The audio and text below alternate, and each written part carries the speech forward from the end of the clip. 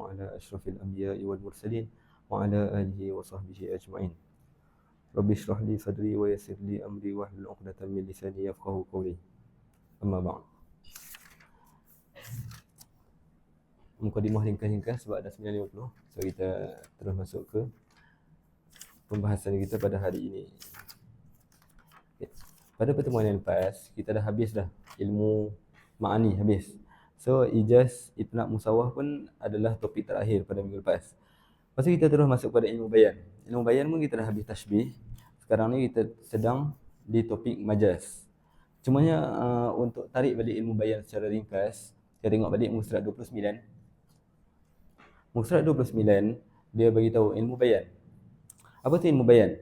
Ilmu bayan adalah ilmu bayan adalah apa? Qawaidu adalah kaedah-kaedah yang macam mana yu'rafu biha, yang diketahui dengannya. Apa yang diketahui dengannya? Apa yang kita nak tahu? Iradul ma'nal wahid, menyampaikan satu makna, maksudnya kita nak sampaikan satu benda ni. Tapi dengan apa? Biturukin mukhtalifatin, dengan jalan-jalan yang berbeza. Turuk tu kita dah beritahu, maksud turuk adalah tarakib, maksudnya bitarakib mukhtalifatin, dengan tarkib iaitu bentuk-bentuk yang berbeza. Berbeza dari segi apa? Fi wuduhid dalalah, dari segi tingkatan kejelasannya, tingkatan penjelasannya. Maksudnya mana yang lebih jelas? So kita dah jelaskan juga antara kita ada topik apa dalam ilmu bayan. Ilmu bayan, pertama bila kita nak cakap tentang Zaid itu, kita cari dulu makna wahid. Okey. Makna wahid adalah satu makna yang kita nak bagi orang tu faham. Okey, kita nak bagi tahu yang Zaid adalah seorang yang mulia. Bila kita nak kata Zaid itu mulia, kita guna macam ni, Zaidun karimun, maka ini adalah makna wahid kita, dan kita guna ungkapan Zaid itu seorang mulia tanpa ada apa-apa tashbih, kinayah atau majaz. Maka ini dinamakan sebagai al-haqiqah, hakikat. Tapi bila kita nak sampaikan makna wahid, kita nak kata Zaid itu seorang mulia, tapi kita apa? Kita kata Zaidun kal bahri, Zaidun kal bahri, Zaid dekat sini kita umpamakan dia, samakan dia dengan lautan. Zaid seperti lautan. Yang kita nak bagi makna itu adalah makna Zaid seorang yang mulia, tapi kita guna cara yang lain, biturukin mukhtalifatin fi wuduhid dalalah, dengan jalan yang berbeza, tapi yang kita nak bagi makna sama je. Ni dipanggil sebagai tashbih. Kemudian kita guna yang lain, kita kata apa? Bahrun fil masjid. Bahrun fil masjidi. Kita nak kata Zaid itu mulia, tapi kita guna ungkapan yang lain, tarakib yang lain, tarkib yang lain, dari segi tingkat kejelasannya. Tadi kalau kita kata Zaidun karimun, ni lebih jelas, sangat-sangat jelas. Tapi bila kita ubah ungkapan kita kepada Bahrun fil masjid, maka dia akan jadi samar-samar sikit, pendudukan kepada pemikiran, fikir dulu. So ini lebih kurang tingkat kejelasannya. Jadi kita kata ini adalah ungkapan isti'arah. Nanti kita akan tengok isti'arah. Last kali kita nak kata Zaidun karimun, Zaid seorang yang mulia. Kita kata Zaidun kasirur ramad. Kasirur ramad. Zaid itu seorang yang banyak abunya, pun bermakna dengan Zaidun karimun. So kita nampak ilmu bayan adalah sebuah kaedah yang macam mana? Yang diketahui dengannya cara untuk menyampaikan satu makna, tapi dengan apa? Biturukin mukhtalifatin fi wuduhi dalalati alaihi, dengan tarakib yang berbeza dari segi tingkat kejelasannya. Kalau kita guna hakikat, itu paling jelas. Tak perlu ilmu balaghah untuk memahami hakikat. Tapi ada pun tashbih, isti'arah dan kinayah, dia lebih samar-samar sikit. Okay, kita nak faham ungkapan macam ni. Selesai. Kemudian kita dah habis tashbih. Tashbih, kita yang kena, item yang kita kena ingat adalah musyabbah. Rukun tashbih. Musyabbah, musyabbahun bih, wajhu syabah, dan ada tu tashbih. Okey. Kita recap sikit tentang musyabbah, musyabbah bih, ada tashbih dan wajhu syabah. Sebab ni penting untuk sebelum kita masuk isti'arah.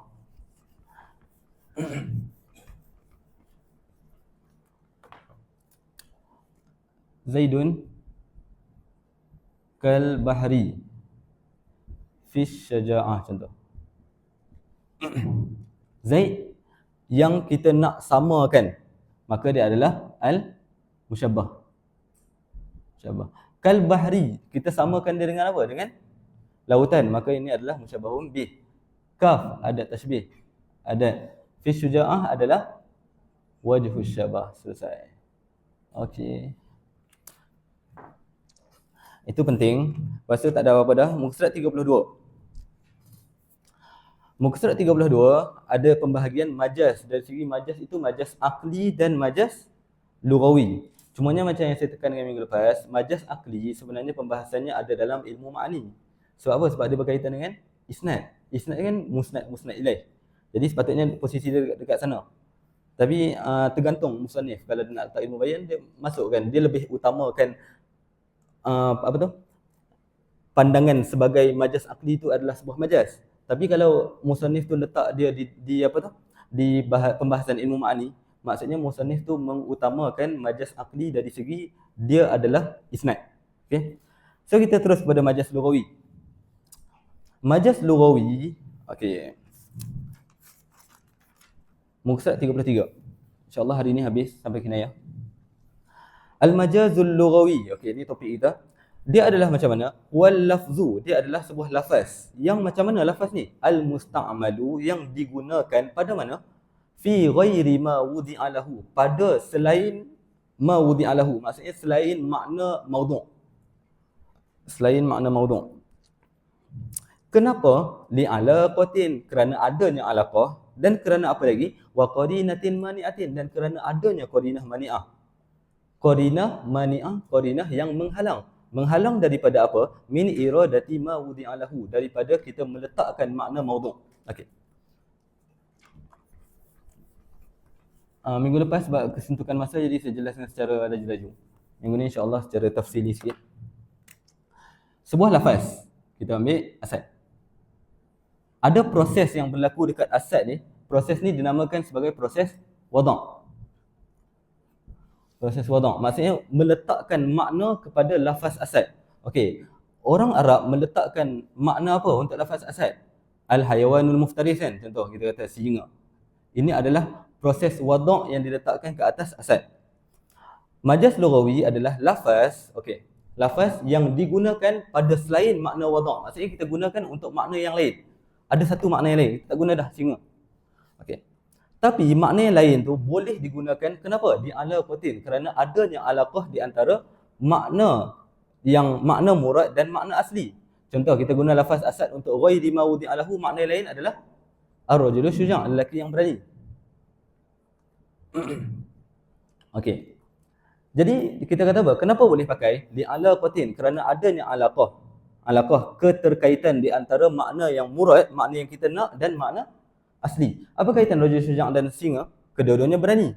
Berani itu adalah satu persamaan di antara ar-rajul syuja' dan singa. Jadi alaqahnya adalah alaqah musyabahah, persamaan. Kita tengok contoh lain sebab majaz lughawi bukan isti'arah sahaja. Majaz lughawi adalah adanya majaz mursal dan majaz isti'arah. So kita bahagi yang dulu. Majaz wal terus tengok ke bawah sekali. Wa yanqasimul majazul lughawiyyu ila mufrad wa murakkab. Al majazul lughawi kita bahagi. Al majazul lughawi terbahagi kepada mufrad dan murakkab. Muka surat 34. Wal mufradu. Mufrad yang qasimu ila mursal wa isti'arah. Mufrad terbahagi pada mursal dan isti'arah.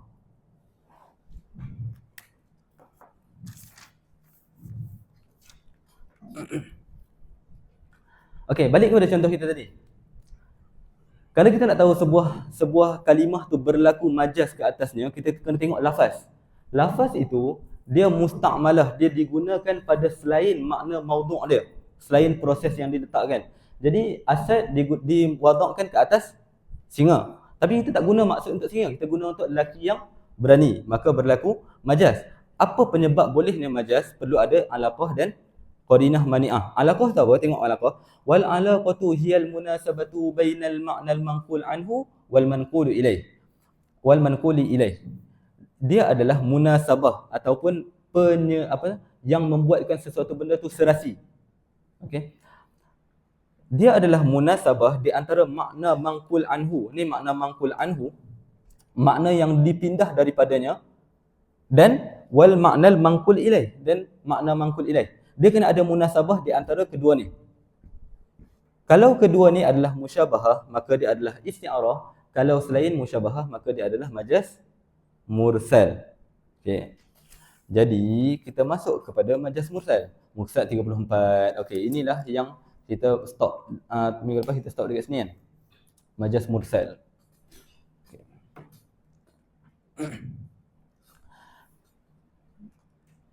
Nombor 1, al-majazul mursalu, majaz mursal. Apa itu majaz mursal? Majaz mursal adalah huwa ma kanat alaqatuhu ghairal musyabahah. Alaqah di antara makna manqul anhu dan makna manqul ilaih adalah selain musyabahah. Kalau seandainya kita tengok ada persamaan di antara makna asli dan makna murad, maka dia bukan majaz mursal. Dia kena tak ada persamaan. Kita tengok nombor 1, as-sababiyah. Ra'ainal ghaisa. Ra'ainal ghaisa. Okey. Ra'aina, apa maksud ra'aina? Ra'aina adalah kami telah menjaga. Kami telah menjaga. Menjaga apa? Menjaga al-ghaisa, menjaga hujan. Okey. Kami telah menjaga hujan, so kita fokus dekat lafaz al-ghais. Al-ghais ni adalah sebuah lafaz yang al-musta'malah fi digunakan pada makna asli dia apa? Makna asli dia hujan. Tapi sekarang digunakan untuk makna menjaga apa sebenarnya? Menjaga tanaman. Jadi digunakan untuk makna tanaman. Okey. Jadi adakah perkataan al-ghaisa boleh dikatakan sebagai majaz? Kita tengok dulu. Apa yang penyebab membolehkan kita kata dia berlaku majaz? Tengok balik dekat ta'rif, dia kata li'alaqatin, kerana adanya alaqah. Alaqah pula kita tengok al-munasabatu bainal ma'nal manqul anhu wal ma'nal manqul ilaih. So kita tengok hujan dengan tanaman. Apakah kaitan antara hujan dan tanaman? Hujan merupakan penyebab kepada adanya tanaman, maka dia punya alaqahnya adalah alaqah sebab. Hujan merupakan penyebab kepada tanaman. Kalau kita nak tengok alaqah dia adalah musyabahah.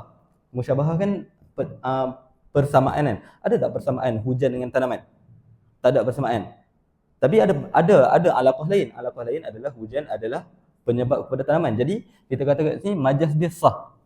Sebab apa? Cukup. Alaqah cukup. Qarinah mani'ah pun cukup. Sebab mana boleh kita nak menjaga hujan kan? Yang kita boleh menjaga adalah tanaman. Jadi contoh ini adalah sah untuk dikatakan sebagai majaz. Lepas untuk dimasuk majaz. Dan digunakan untuk lafaz yang mufrad, satu lafaz sahaja. Maka dia adalah majaz mufrad. Sekarang mursal ke isti'arah, tengok qarinah dia, qarinah sebab. Maka dia adalah mursal. Okay? So kita tengok ta'rif majaz mursal adalah huwa ma kana alaqatuhu ghairal musyabahah. Macam tu. Sekarang kita masuk kepada 35 al-isti'aratu. Isti'arah. Isti'arah tu apa? Isti'arah adalah dia majazun. Dia adalah sebuah majaz juga, sama macam majaz mursal. Tapi alaqatuhul musyabahah. Alaqahnya adalah alaqah al-musyabahah macam ni. Okey, sekarang ni ada penjelasan sikit kenapa ulama-ulama tak masukkan je isti'arah, majaz isti'arah dalam majaz mursal. Sebab sama je konsep dia. Lafaz tu digunakan selain makna maudhu', pada selain makna maudhu'. Lepas tu kena ada alaqah, kena ada qarinah. Tapi ulama-ulama memisahkan pembahasan majaz mursal dengan majaz isti'arah sebab majaz isti'arah dia punya alaqah tu adalah alaqah musyabahah yang di mana ada banyak kaitan dengan tasbih. Jadi setiap pembahasan yang ada dalam tasbih semuanya akan ada dalam isti'arah. Okay? Berbeza dengan majaz mursal. Majaz mursal tak sedalam tu. So kita tengok watan qasimu ila tasrihiyyah wa makniyah wa takhyiliyah. Majaz isti'arah terbahagi menjadi 3. Majaz isti'arah tasrihiyah. Tasrihiyah. Lepas tu makniyah. Satu lagi takhyiliyah.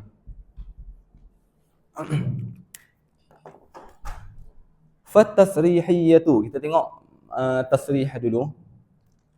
Tasrih adalah ma surriha fiha bilafzil musyabbahi bihi faqat.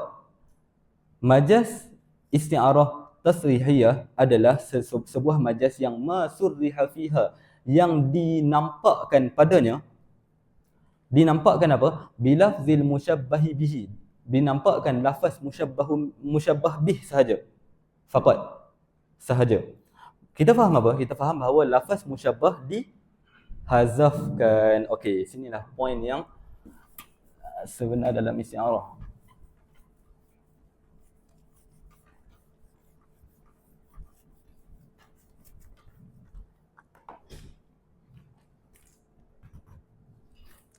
Okey.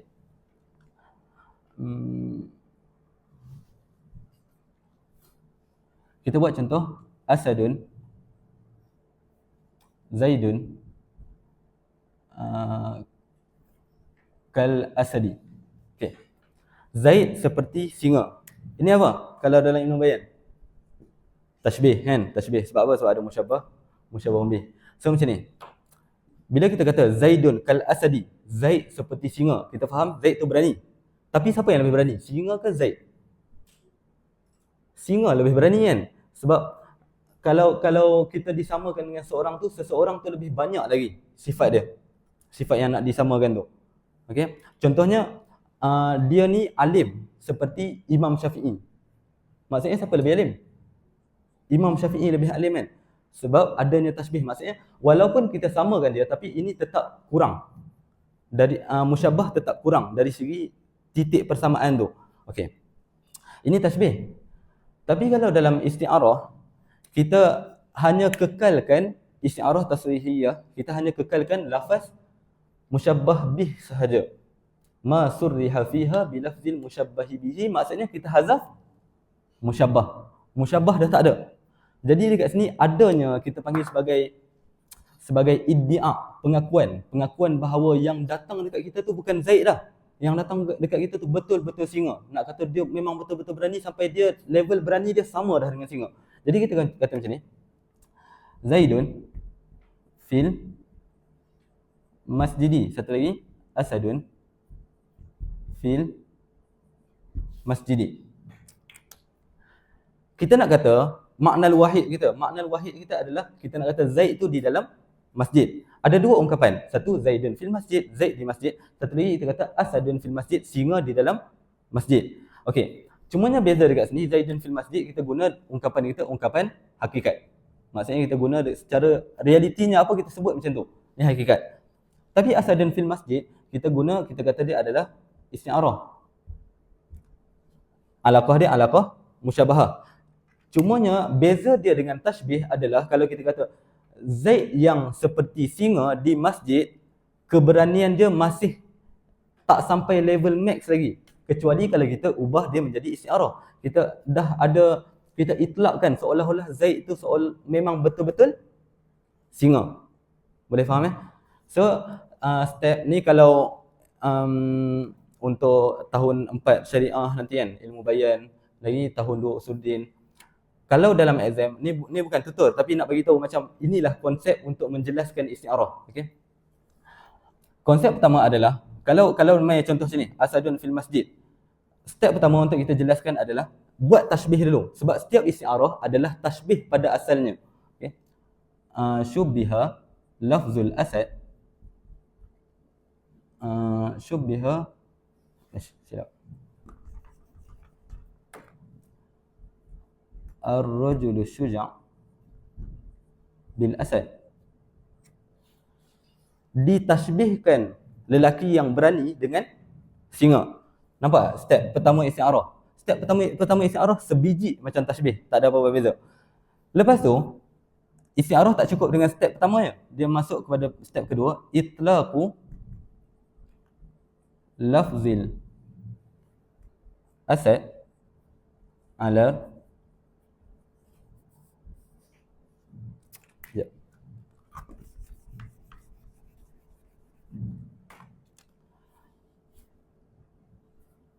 Iddi'a'u anna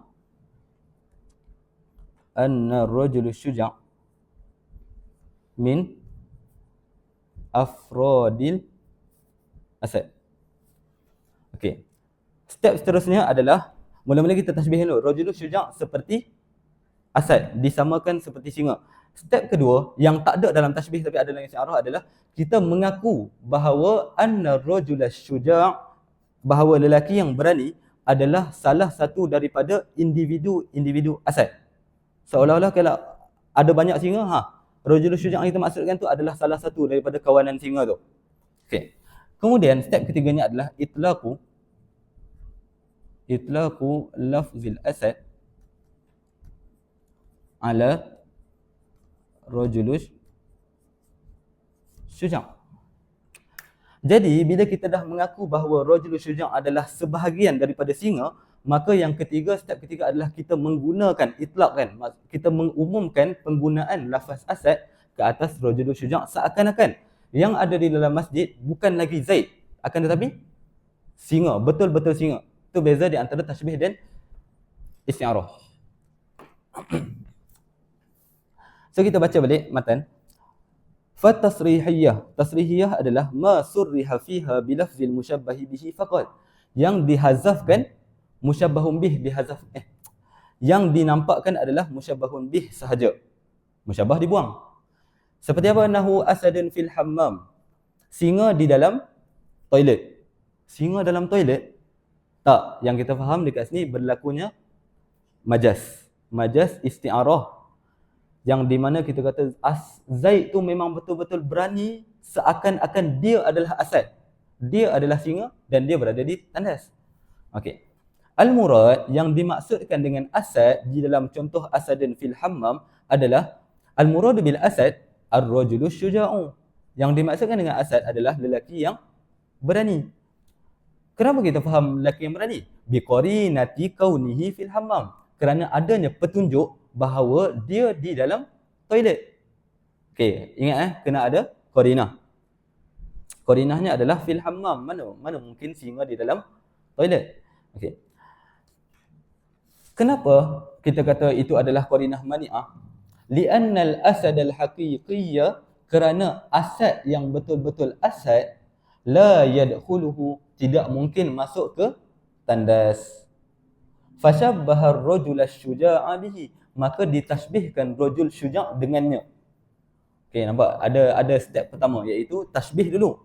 Okay. Barulah iddia' dan itlaq. Wa wajhu syabah. Okey, wajhu syabah di antara lafaz asad hakiki iaitu al-haywanul muftaris dengan lafaz asad yang majazi iaitu ar-rajul syuja'. Wajhu syabahnya apa? Wajhu syabah adalah al-jara'atu fi kullin, keberanian pada keduanya. Maksudnya Zaid berani, Asad pun berani. Selesai. Wa kadzalika qauluhu ta'ala wa'tasimu bihablillah. Macam tu juga firman Allah Ta'ala, wa'tasimu, dan berpegang teguhlah dengan apa? Bihablillah, dengan tali Allah. Okey. Kita jelaskan kat sini.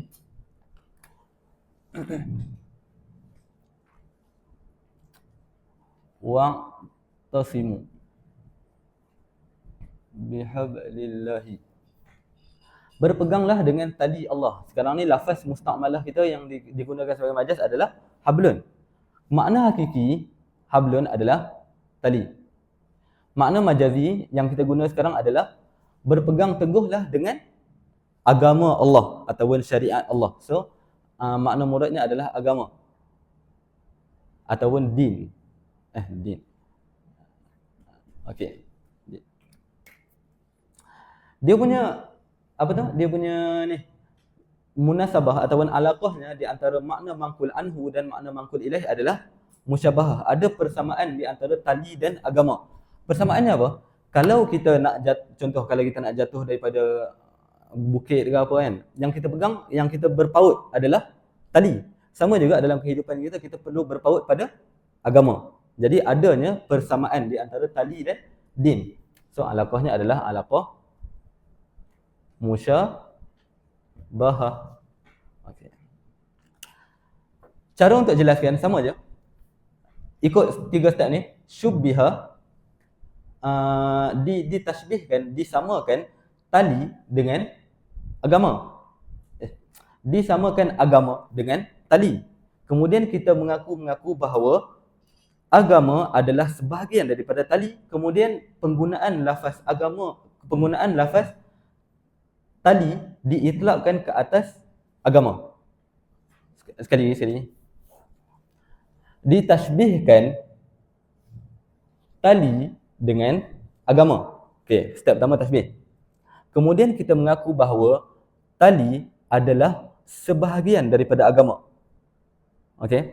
Kemudian kita mengitlaqkan lafaz agama ke atas tali. Maksudnya seakan-akan Allah Subhanahu Wa Taala kata berpeganglah kepada tali Allah tu memang betul-betul ada tali. Padahal yang maksud sebenarnya adalah agama. Okey.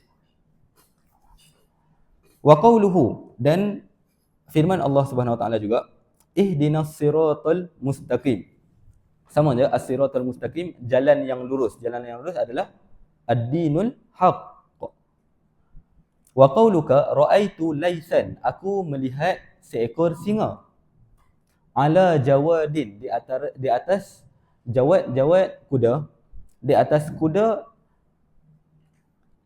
aku melihat seekor singa di atas kuda, yahzimul a'da, yang sedang mengalahkan musuh. Okay. Lafaz majas kita adalah lais. Lais, singa. Yang kita maksudkan adalah ar-rajulu syuja'. Ra'aitu ar-rajula syuja'a ala jawadin yahzimul a'da. Itu yang asalnya. Selesai.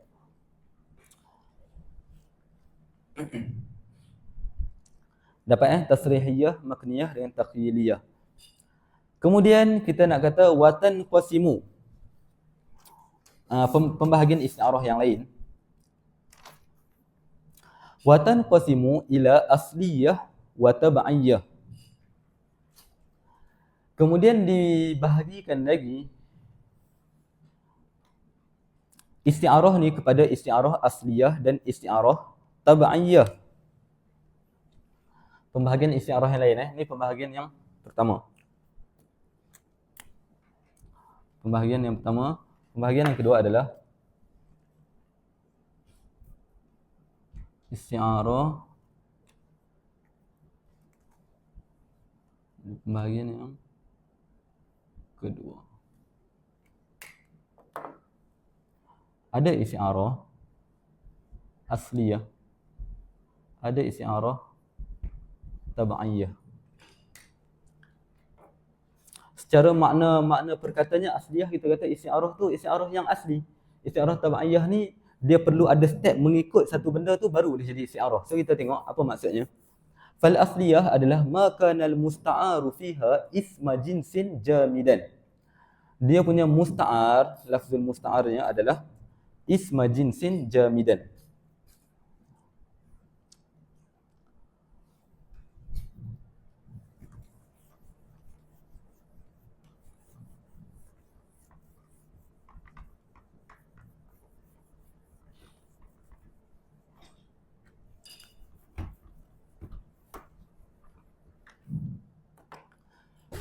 Sebelum kita masuk kepada ni, kita jelaskan dulu.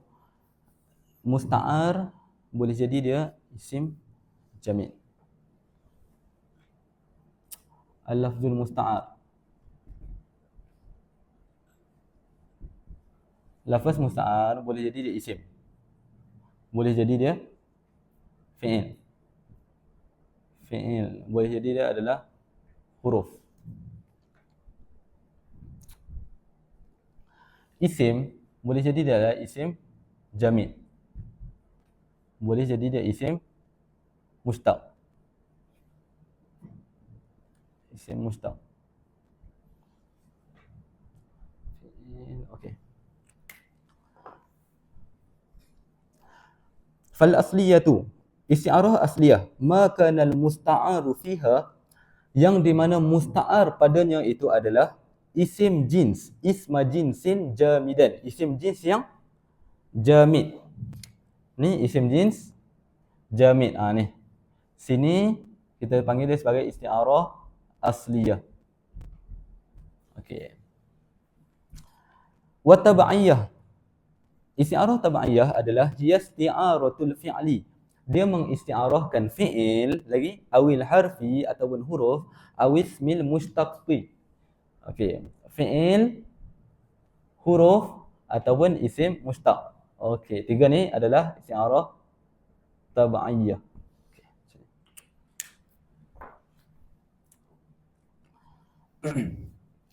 So point kita, kalau kita nak tahu bahawa isti'arah ni adalah isti'arah asliyah atau tab'iyah, kita akan tengok lafaz musta'arnya. Lafaz musta'ar, kalau lafaz musta'ar tu adalah isim jamid, maka dia adalah asliyah. Kalau dia adalah isim mushtaq ataupun fi'il ataupun huruf, maka dia adalah isti'arah tab'iyah. Macam tu je konsep dia.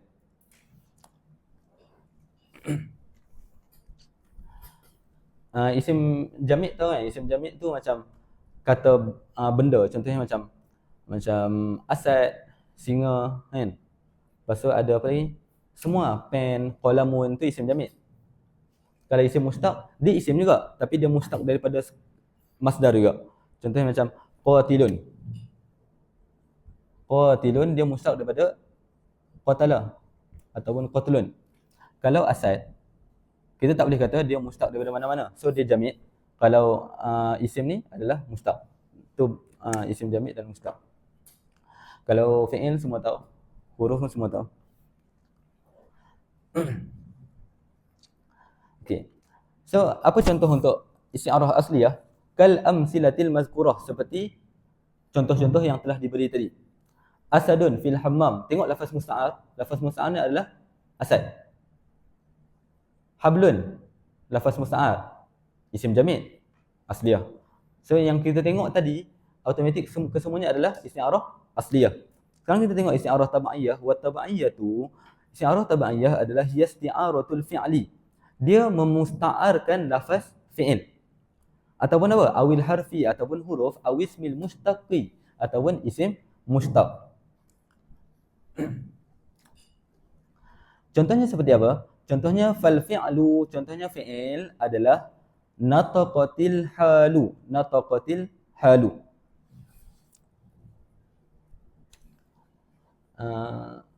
Kita tulis dekat sini.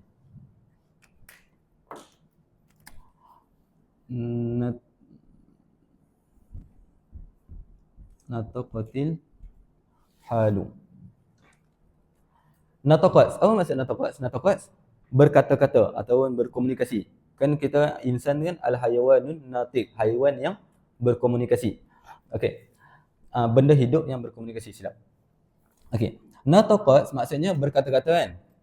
Cumanya sekarang ni nataqat digunakan pada ghairi mawdi'alahu. Maksudnya kita tak bagi makna kata-kata dah. Kita bagi makna dallat. Makna asli dia berkata-kata. Makna muradnya adalah dallat, menunjukkan. Menunjukkan. Okey. Apa kaitan berkata-kata dan menunjukkan? Kedua-duanya adalah memberi informasi, kan? Memberi satu info. Okey. Keadaan maksudnya bila seorang tu takut, kita nampak apa? Daripada muka dia kita tahu bahawa dia takut. Kalau seorang tu marah, daripada keadaan dia tu kita faham bahawa dia marah. Jadi sebenarnya keadaan itu menunjukkan, bukannya berkata-kata. Tapi kita kata nataqatil halu. Jadi dekat sini lafaz musta'arnya adalah nataqat. Nataqat ni dia isim ke, isim jamid ke, isim mushtaq ke, fi'il ke, huruf? Nataqat. Fi'ilan, fi'il madhi, mufrad muannas, ghaibah. Nataqa, nataqa, nataqu, nataqat. Okey. Jadi disebabkan lafaz musta'arnya adalah fi'il, maka kita katakan dia sebagai isti'arah tab'iyah, bukan isti'arah asliyah. Okey. Jadi macam mana kita nak jelaskan? Kita akan jelaskan dia macam ni. Ni saya padam lah.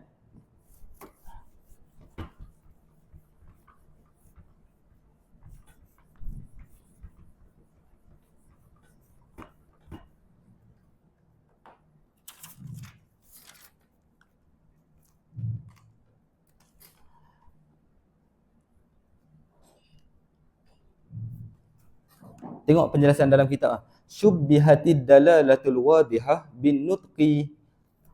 Ditashbihkan dalalah wadihah. Dalalah wadihah tu penunjukan yang jelas. Penunjukan yang jelas ditashbihkan dengan apa? Bin nutqi, dengan kata-kata. Bijami'il ifhami fi kullin. Dengan jami', jami' itu maksudnya titik persamaan di antara keduanya adalah apa? Al-ifhami fi kullin. Memberi kefahaman pada kedua-duanya. Maksudnya ada dalatul wadihah, ada ifham. An-nutqu pun ada ifham. Okey, kemudian apa? Wastu'ira nutqu bid-dalalah. Maka dipinjamkan lafaz nutq kepada dalalah. Selepas itu wastuqa minhu nataqa bimakna dalla. Kemudian diistiqaqkan lafaz nataqa dengan makna dalla. Jadi kita tengok cara untuk kita jelaskan. Yang pertama adalah syubbiha. Setiap isti'arah pasti mula dengan syubbiha, tashbih dulu. Syubbiha, syubbihat selain ad-dalalatu.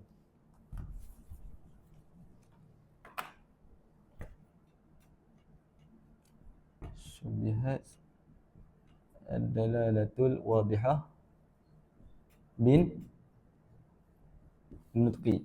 Disamakan dalalatul wadihah seolah-olah dia berkata-kata.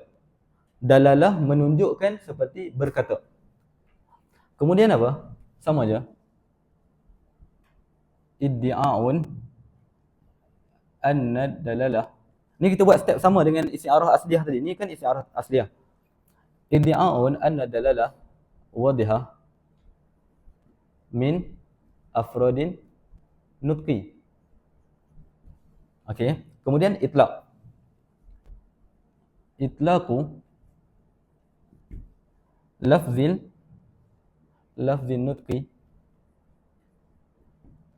nutqi ala ad-dalalatil wadihah. Okey. Kita tengok kita punya syawahid adalah nataqatil halu. Keadaan berkata-kata. Keadaan engkau ni dah berkata-kata bahawa engkau ni tengah marah, engkau ni tengah takut. Okay, macam tu. Tapi berkata-kata tu yang maksud yang kita nak adalah menunjukkan alaqah di antara kedua-duanya adalah musyabahah. Lafaz musta'ar kita sekarang ni adalah fi'il. Jadi kita buat step untuk menjelaskan yang sama.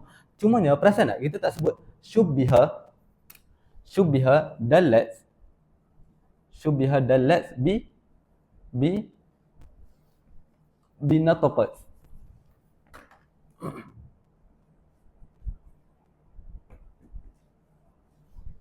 Kita tak kata ditashbihkan dalat dengan nataqat. Tak kata macam tu. Sebab apa? Sebab fi'il dia tak boleh ditashbihkan. Fi'il tak boleh ditashbihkan. Sebab apa? Fi'il mengandungi makna zaman. Akan tetapi yang boleh ditashbihkan adalah masdar daripada fi'il tu. Maksudnya apa tu?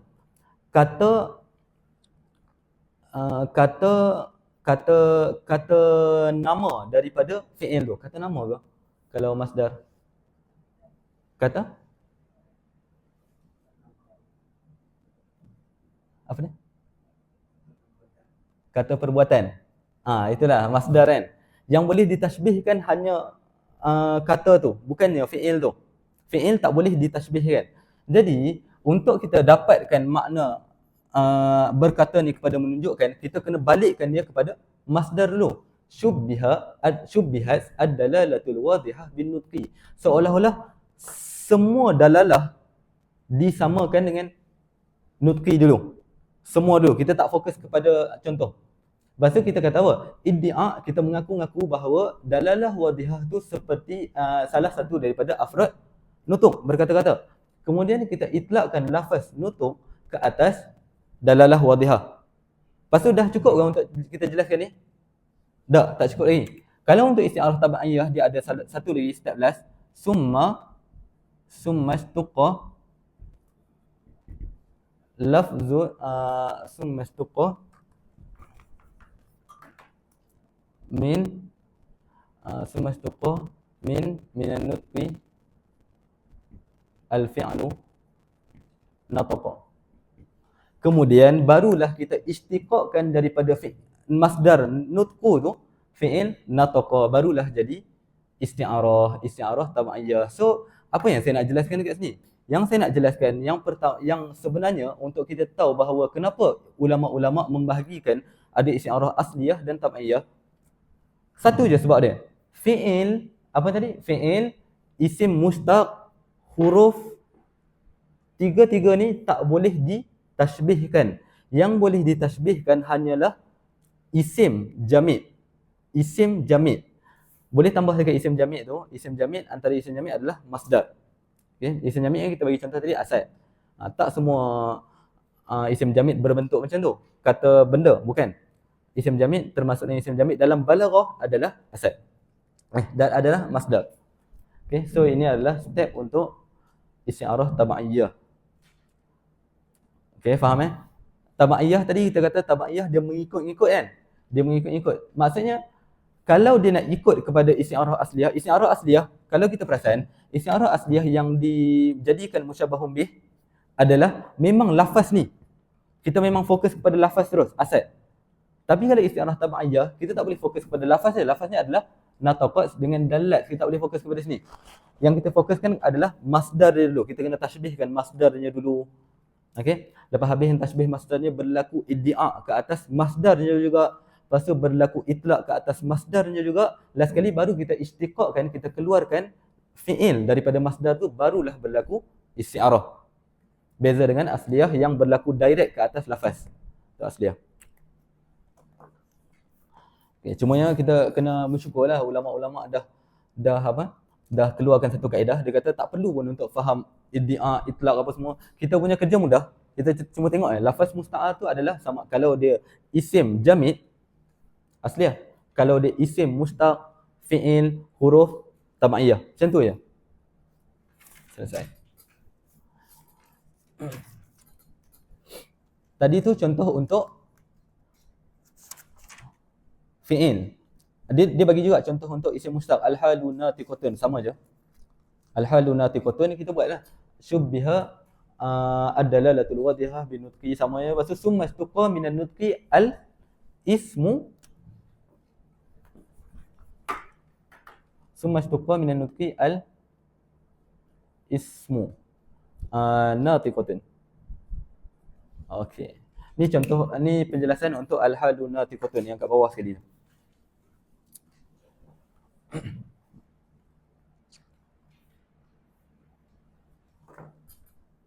Okey, kita sambung sikit. Wa misaluha fil harfi, dan contoh isti'arah makniyah, isti'arah tab'iyah di dalam huruf adalah qauluhu ta'ala wala usallibannakum fi juzu'in nakhli. Penjelasan ringkas tentang ayat Quran ni. Nabi Musa berdakwah kepada Fir'aun.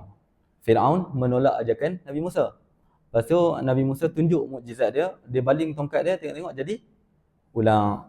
Bila jadi ulang, Nabi Musa kata ni sihir. Lepas tu Fir'aun kata ni sihir. Nabi Musa kata ni bukan sihir, ni mukjizat aku Nabi. Okey, kalau macam tu aku akan kumpul ahli sihir aku, kita set satu tempat, satu waktu, kita lawan. Mana lagi hebat? Kalau engkau punya tu bukan sihir, engkau kena bawa satu benda yang lagi hebat daripada penyihir aku. Okey, tiba hari perlawanan. Ni saya cerita berdasarkan Quran saja. Tiba hari perlawanan, boleh rujuk surah Toha. Waktu tiba hari perlawanan tu, Nabi Musa kata dekat penyihir, baling tongkat-tongkat ni. Mereka pun baling. Tongkat, tali, baling apa semua jadi ulang. Ramai manusia takut waktu tu. Jadi ulang, banyak ulang ni. Tengok-tengok sampai dekat Nabi Musa baling tongkat dia, tengok jadi ulang yang lebih besar, makan semua ulang-ulang tu. Okey. Yang penyihir ni, kan dia kan ahli sihir. Jadi dia tahu bahawa yang Nabi Musa bawa ni bukan sihir. Sebab dia tahulah bidang depa tu sihir, kan? Jadi depa pun sujud. Faulqiyas saharatu sajidin. Semua penyihir-penyihir tu semua sujud. Lepas tu depa beriman kepada Nabi Musa. Firaun pun kata, hampa ni bersepakat sebenarnya, hampa nak buat aku macam ni, hampa bersepakat sebenarnya. Okey, lepas tu Firaun pun cakap ni, wala usallibannakum fi juzu'in nakhli. Aku betul-betul akan la usallibannakum, aku akan mensalib kamu semua. Penyihir-penyihir Firaun, penyihir dia sendiri yang telah beriman kepada Firaun kan, aku akan mensalib kamu semua fi juzu'in nakhli, pada juzu'in nakhli, pada batang-batang pohon kurma. An-nakhlu pokok kurma, juzu'in nakhli batang kurma, batang pohon kurma. Okey. Kita punya syawahid kita adalah kita cari lafaz musta'ar. Kita tengok wala usallibannakum, aku akan mensalib kamu semua, tak ada masalah. Fi di dalam. Okey, ingat maksud fi adalah az-zarfiyah, di dalam. Di dalam apa? Fi juzu'in nakhli, di dalam pohon kurma. Okey, sekarang ni pertanyaan. Bayang ni pokok kurma. Okey. Penyihir Nabi Musa akan disalib, maksudnya dia akan diikat di batang kurma kan? Adakah fi juzu'in nakhli, adakah di dalam pohon kurma tu, ataupun diikat di atas pohon kurma kan? Ni pohon kurma, dia diikat dekat sini. Mana satu? Kita akan faham yang kedua betul, bukan di dalam pokok kurma. Tapi dekat sini ayat Quran kata wala usallibannakum fi juzu'in nakhli, di dalam pohon kurma. Jadi berlakulah isti'arah dekat sini. Isti'arahnya pada mana? Isim jamid ke atau isim mustaq ataupun fi'il ataupun huruf? Berlaku pada huruf. Cumanya bila kita nak tashbihkan dulu, isti'arah kan dia punya konsep asas adalah tashbih. Kita tak boleh kata syubbihat fi bi ala. Kita tak boleh kata syubbihat, ni saya padam dulu.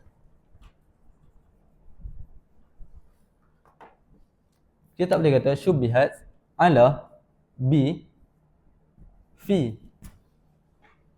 Ditashbihkan ala dengan fi. Kemudian kita iddia bahawa ala itu adalah sebahagian daripada afrad fi. Kemudian kita itlaqkan lafaz ala ke atas, lafaz fi ke atas ala. Kemudian diistiqaqkan, tak kena benda tu. So yang kita nak tashbihkan bukan ala dengan fi. Yang kita nak tashbihkan adalah makna yang ada pada ala dan makna yang ada pada fi. Okey, jadi kita kena balik kepada nahu. Nahu secara ringkasnya tak perlu dalam-dalam. Makna fi secara ringkas adalah az-zarfiyah. Fi makna dalam nahu, kalau kita buka buku nahu, kalau buka yang muntahi memanglah keluar dalam 11-12 makna kan. Tapi kalau kita buka yang mubtadi' apa semua, dia akan kata fi bermaksud dengan az-zarfiyah. Ala bermaksud dengan al-isti'la. Isti'la maksudnya di atas. Yang betul dekat sini, yang betul kalau dari hakikat, penggunaan yang sepatutnya digunakan oleh Al-Quran adalah wala usallibannakum ala juzu'in nakhli. Aku akan mensalib kamu semua di atas pohon kurma, bukan di dalam batang kurma tu. Okey. Jadi dekat sini berlaku peminjaman makna. Apa alaqah di antara fi dan ala? Alaqahnya adalah tashbih, ada persamaan. Okey, selesai. Maksudnya kita faham bahawa berlaku majaz isti'arah, berlaku majaz isti'arah. Maka kita buatlah syubbihat. Syubbihat ala dengan fi ke? Bukan ala dengan fi. Kita kena tashbihkan isti'la dengan fi dulu. Syubbihat al-isti'la bi-zarfiyah. Okey. Seolah-olah kesemua isti'la, kesemua di atas, kita samakan dengan di dalam dulu. Okey. Lepas tu baru iddia bahawa isti'la sebahagian daripada afrad zarfiyah. Kemudian kita mengitlaqkan lafaz zarfiyah ke atas isti'la. Kemudian barulah kita sambung dalam kitab. Kita tak baca lagi kan penjelasan ni kan? Kita baca dulu. Syubbiha mutlaqul isti'la bi mutlaqiz zarfiyah. Mutlaknya isti'la disamakan dengan mutlaknya zarfiyah. Maksudnya mutlak ni kita tak khususkan kepada contoh tadi tu. Wala usallibannakum fi juz'in nakhli, kita tak fokus pada situ dulu. Kita tarik keluar seolah-olah kita tengah bincang pada pasal isti'la dengan zarfiyah dulu. Sebab tu kita kata mutlaqul isti'la dengan mutlaqul zarfiyah secara mutlak. Okey. Bila kita dah tashbihkan, fasarat tashbihu ilal juz'iyat. maka tashbih itu tashbih tu merebak kepada mana? Tashbih tu merebak kepada ilal juz'iyat, kepada contoh-contoh khusus.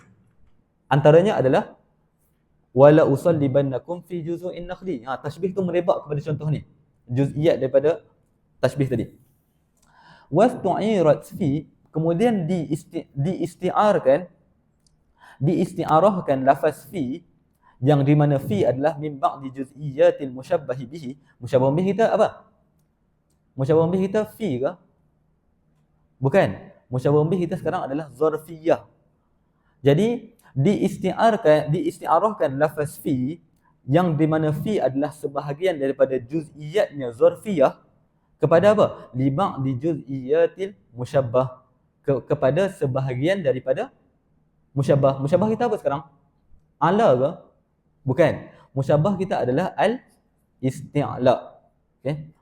So ingat kalau isti'arah asliyah, isti'arah berlaku direct kepada lafaz musta'ar, akan tetapi kalau isti'arah tab'iyah, dia bukan. Kita kena buat tashbih khusus dulu. Macam kalau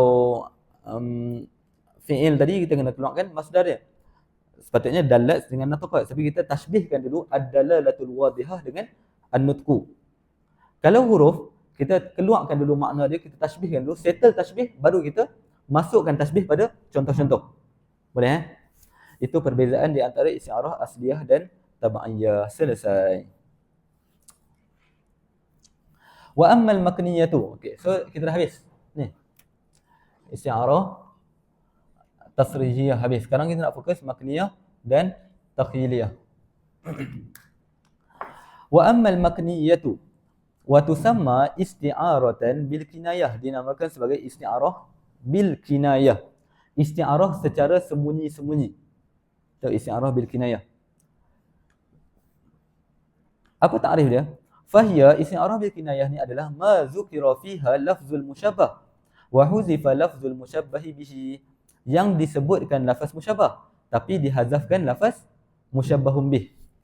So dia automatik terbalik daripada isti'arah tasrihiyah.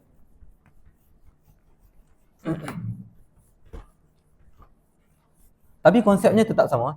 Dekat isti'arah tasrihiyah dengan isti'arah makniyah, kedua-duanya konsep asasnya adalah tashbih. So kita buat dulu tashbih. Zaidun kal asadi. Zaid seperti singa. Okey. Kalau kita buang lafaz musyabbah, maka kita kekalkan musyabbahun bih, dia akan jadi isti'arah tasrihiyah. Tapi seandainya kita buang musyabbahun bih, kita kekalkan musyabbah sahaja, maka dia akan jadi makniyah. So kita punya point kita sekarang ni, ataupun fokus kita sekarang adalah pengekalan musyabbah. Okey. Nampak Ma dzukira fiha lafzul musyabbah. Lafaz musyabbah dikekalkan. So Zaid kita kekalkan. Okey. Wa huzifa lafzul musyabbahi bihi. Kemudian musyabbahun bih kita hazafkan. Kita guna Zaid sahaja. Tapi warumiza ilaihi bi syai'in min lawazimihi. Warumiza, dan disimbolkan ataupun dijadikan sebagai tanda, rumiza, rumus. Dan disimbolkan kepadanya, nya tu balik kepada musyabbah bih. Disimbolkan kepadanya satu benda bi syai'in min lawazimihi. Satu benda yang daripada lawazim si musyabbah bih. Okey. Kita tengok balik contoh. Zaidun kal asadi. Ini adalah tashbih. Sekarang ni untuk jadikan dia isti'arah bil kinayah, kita kena hazaf musyabbah bih. Tapi kita kena rumuskan satu simbol yang merupakan lawazim daripada asad. Asad lawazimnya apa? Asad mesti dia membaham. Dia apa? Mencakap. Lagi? Menggigit, contoh kan. Okay. Jadi kita kata Zaidun, kita nak kata Zaid ni sedang membantai kawan-kawan dia. Kita kata Zaidun yaftarisu aqranahu. Okey, ni satu. Yang kedua, Zaidun yadribu aqranahu. Aqran, kawan-kawan. Kawan-kawan yang sebaya, seusia aqran. Zaid, dua-duanya sama, makna wahidnya sama. Zaid sedang, ni yang pertama yaftarisu, membaham. Zaid sedang membaham kawan-kawannya. Yang kedua adalah Zaid sedang memukul kawan-kawannya. Makna wahid kita kita nak bagi tahu bahawa Zaid sedang membantai kawan-kawannya. Cumanya dekat sini, dekat contoh yang pertama ni, kita ada bau singa, betul? Ada macam kita baca Zaidun yaftarisul a'da. Kita akan dapat macam detect bahawa Zaid membaham kawan-kawannya. Membaham ni kan singa. Jadi kita dapat bau sikit tasbih tu. Tasbih tu walaupun tak disebutkan secara jelas tapi ada. Kita dapat daripada yaftarisu. Kenapa? Sebab yaftarisu adalah lawazim daripada singa. Maksudnya kalau kita tahu singa mesti membaham, kan? Kalau macam yang saya bagi contoh minggu lepas, kalau kita kata pesakit itu mengandung, kita lazimnya adalah pesakit mengandung. Pesakit tu perempuan, yang tu kita faham macam tu. Jadi Zaid membaham kawan-kawannya, Zaid memukul kawan-kawannya, yang ni hakikat. Yang ni majaz isti'arah.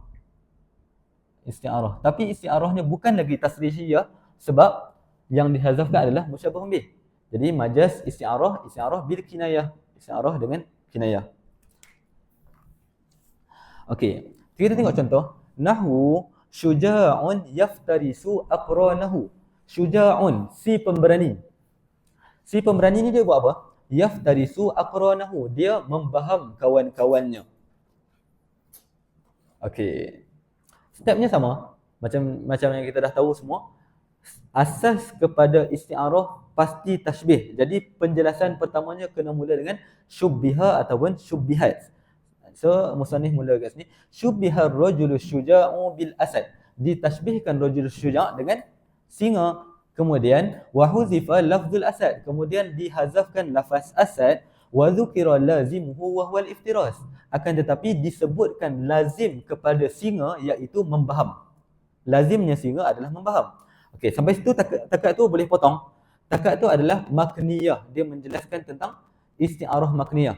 Faham Secara ringkasnya, isti'arah makniyah adalah apabila kita fokus menyebutkan lafaz musyabbah, menghazafkan musyabbahun bih dan menetapkan sebuah lazim daripada lawazim musyabbahun bih. Takat tu makniyah. Okey. Fa isbatul iftiras, kita sambung. Pengisbatan ni atau kita kata penetapan. Penetapan iftiras, penetapan pembahaman tu huwal qarinah. Dia adalah qarinah, petunjuk kita yang menunjukkan, yang membuat kita ada bau tashbih tu. Okey. Penetapan iftiras ke atas Zaid adalah qarinah, petunjuk yang membuat kita bau tashbih, dan penetapan iftiras ke atas si Syuja' tu dinamakan sebagai apa? Wa yusamma takhyilan, dinamakan sebagai takhyil. So kita faham ada dua. Satu isti'arah makniyah, satu lagi isti'arah takhyiliyah. Sekali lagi saya jelaskan. Isti'arah makniyah adalah apabila kita buang lafaz musyabbah bih, kita hanya sebut lafaz musyabbah. Akan tetapi kita sebut bersama-sama dengannya lazim daripada musyabbahun bih. Contohnya musyabbahun bih yang kita buang adalah asad. Kita sebut membaham. Okey, selesai. Tu isti'arah bil kinayah ataupun isti'arah makniyah. Adapun isti'arah takhyiliyah, isti'arah yang membuat kita berhayal ataupun berimajinasi, adalah apabila kita mengisbatkan membaham tu kepada seorang manusia. Itu dinamakan sebagai isti'arah takhyiliyah. Maksudnya apa? Tanpa takhyil tidak akan berlakunya isti'arah bil kinayah. Kita kena berimajinasi dulu. Oh, si Zaid ni dia membaham. Jadi kita punya bayangan kita ni kan 50% kepada manusia, 50% kepada singa. Sebab apa kita boleh bayangkan singa? Sebab kita guna yaftarisu. Okey. So kita try bagi contoh lain. Contoh lain adalah Zaid terlambat ke kuliah. Kemudian Zaid terbang terus ke kuliah. Terbang. Okey. Lafaz kita sekarang ni kita guna adalah terbang kan? Okey, jadi kita fokus kat sini. Kita memang tak buat tashbih. Kita tak kata Zaid tu seperti apa-apa-apa. Tapi bila kita kata Zaid terbang ke kuliah, adakah Zaid boleh terbang? Tak boleh terbang. Terbang tu adalah lawazim daripada burung. Burung laju. Maksudnya kita nak kata Zaid pun laju ke kuliah. Tu tashbih. Kita nak tashbihkan musyabahahnya di situ. Cumanya kita buang burung, kita sebut lawazim daripada burung iaitu terbang, maka berlakulah isti'arah bil kinayah. Selesai dekat tu isti'arah makniyah. Penetapan terbang ke atas Zaid itu memerlukan imajinasi, memerlukan kepada kita menghayal bahawa oh Zaid ni dia ada sayap, maksud dia pergi meluncur laju ke kuliah. Maka itu adalah berlaku isti'arah takhyiliyah. Isti'arah yang membuat kita berimajinasi. Isti'arah takhyiliyah ni lah adalah qarinah, petunjuk bahawa adanya tashbih yang tersembunyi di sini. Okey. Selesai. Sebab tu kita sambung baca fatakhyiliyatu hiya qarinatul makniyah. Takhyiliyah adalah qarinatul makniyah, petunjuk yang menunjukkan adanya musyabbahun bih yang dihazafkan. Wa yasihhu jarayanuha fi misli nataqatil halu. Okey, pada nataqatil halu tadi kan, memanglah dari segi isti'arah tu, dari segi lafaz musta'ar dia adalah isti'arah tabaiyah. Tapi dari segi dia isti'arah tasrihiyah, makniyah atau takhyiliyah, dia adalah bukan tasrihiyah, dia makniyah, nataqatil halu tadi. Sebab dia mentashbihkan hal dengan insan. Dia sebutlah insan, dia tak sebut insan, so dia buang musyabahun bih, tapi dia kekalkan lawazim daripada insan iaitu nataqat. Jadi isti'arah bil kinayah, faham Ilah. Wa kadza qauluhu ta'ala yanquduna ahdallahi. Okey. Yanquduna ahdallah.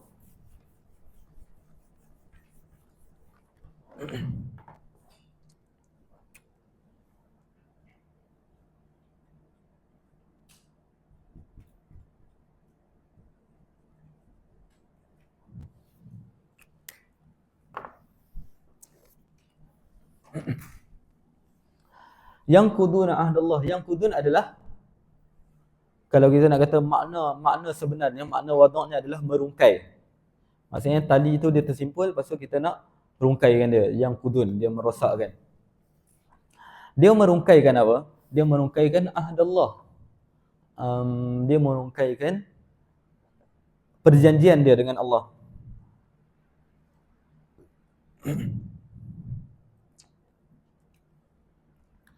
Dekat sini kita ada bau tasbih dekat sini. Ahdun ni perjanjian kan. Kita merungkaikan, sepatutnya kita merungkaikan tali yang tersimpul, betul? Kita merungkaikan tali yang tersimpul. Tapi ni merungkaikan perjanjian dengan Allah. Jadi kita dapat bau dia punya isti'arah dekat sini. Bau tasbih dia adalah ahdun disamakan dengan tali. Tali dibuang. Ahdun kal habli. Perjanjian seperti tali. Tali musyabahun bih dibuang. Okey. Isti'arah bil kinayah. Kita menetapkan lawazim daripada tali. Lawazim daripada tali adalah dia boleh dirungkaikan. Ahdun tak boleh dirungkaikan, tapi kita bubuh yang kudun. Ni lawazim dia. Pengisbatan ataupun kita menetapkan yang kudun ke atas ahdun adalah takhyili. Kita mengimajinasi benda tu. Berimajinasi tentang benda tu. Jadi dia adalah isti'arah bil kinayah. Yang membuatkan kita imajinasi, petunjuk kepada isti'arahnya adalah isti'arah takhyiliyah. Selesai.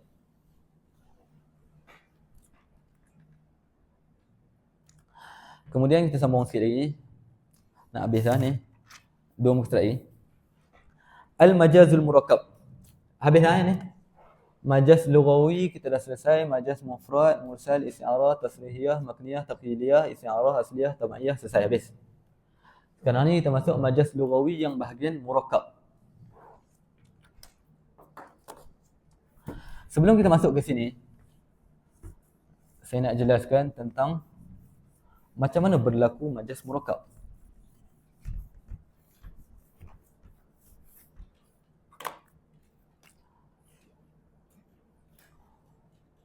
Zaidun kal bahri. Zaidun seperti lautan, ataupun Zaidun kal asadi, Zaid seperti singa. Yang kita tengok adalah musyabah. Musyabah adalah lafaz yang mufrad. Kal bahri, lafaz yang mufrad. Maksudnya mufrad tu tunggal, satu. Bila kita mentashbihkan satu dengan satu, maka dia jadi isti'arah, jadi majaz mufrad. Tu selesai lah. Majaz murakkab macam mana? Majaz murakkab adalah, dia tak bagi penjelasan, dia tak bagi takrif kat sini. Tapi majaz murakkab tu adalah sebuah gambaran disamakan dengan sebuah gambaran. Contohnya macam dekat tasbih kita dah tengok, ka'anna musaran naq'i. Ka'anna musaran naq'i fawqa ru'usina wa asyafana laylun tahawa kawakibuh. Seakan-akan debu yang berterbangan yang membuatkan pandangan menjadi gelap, hitam.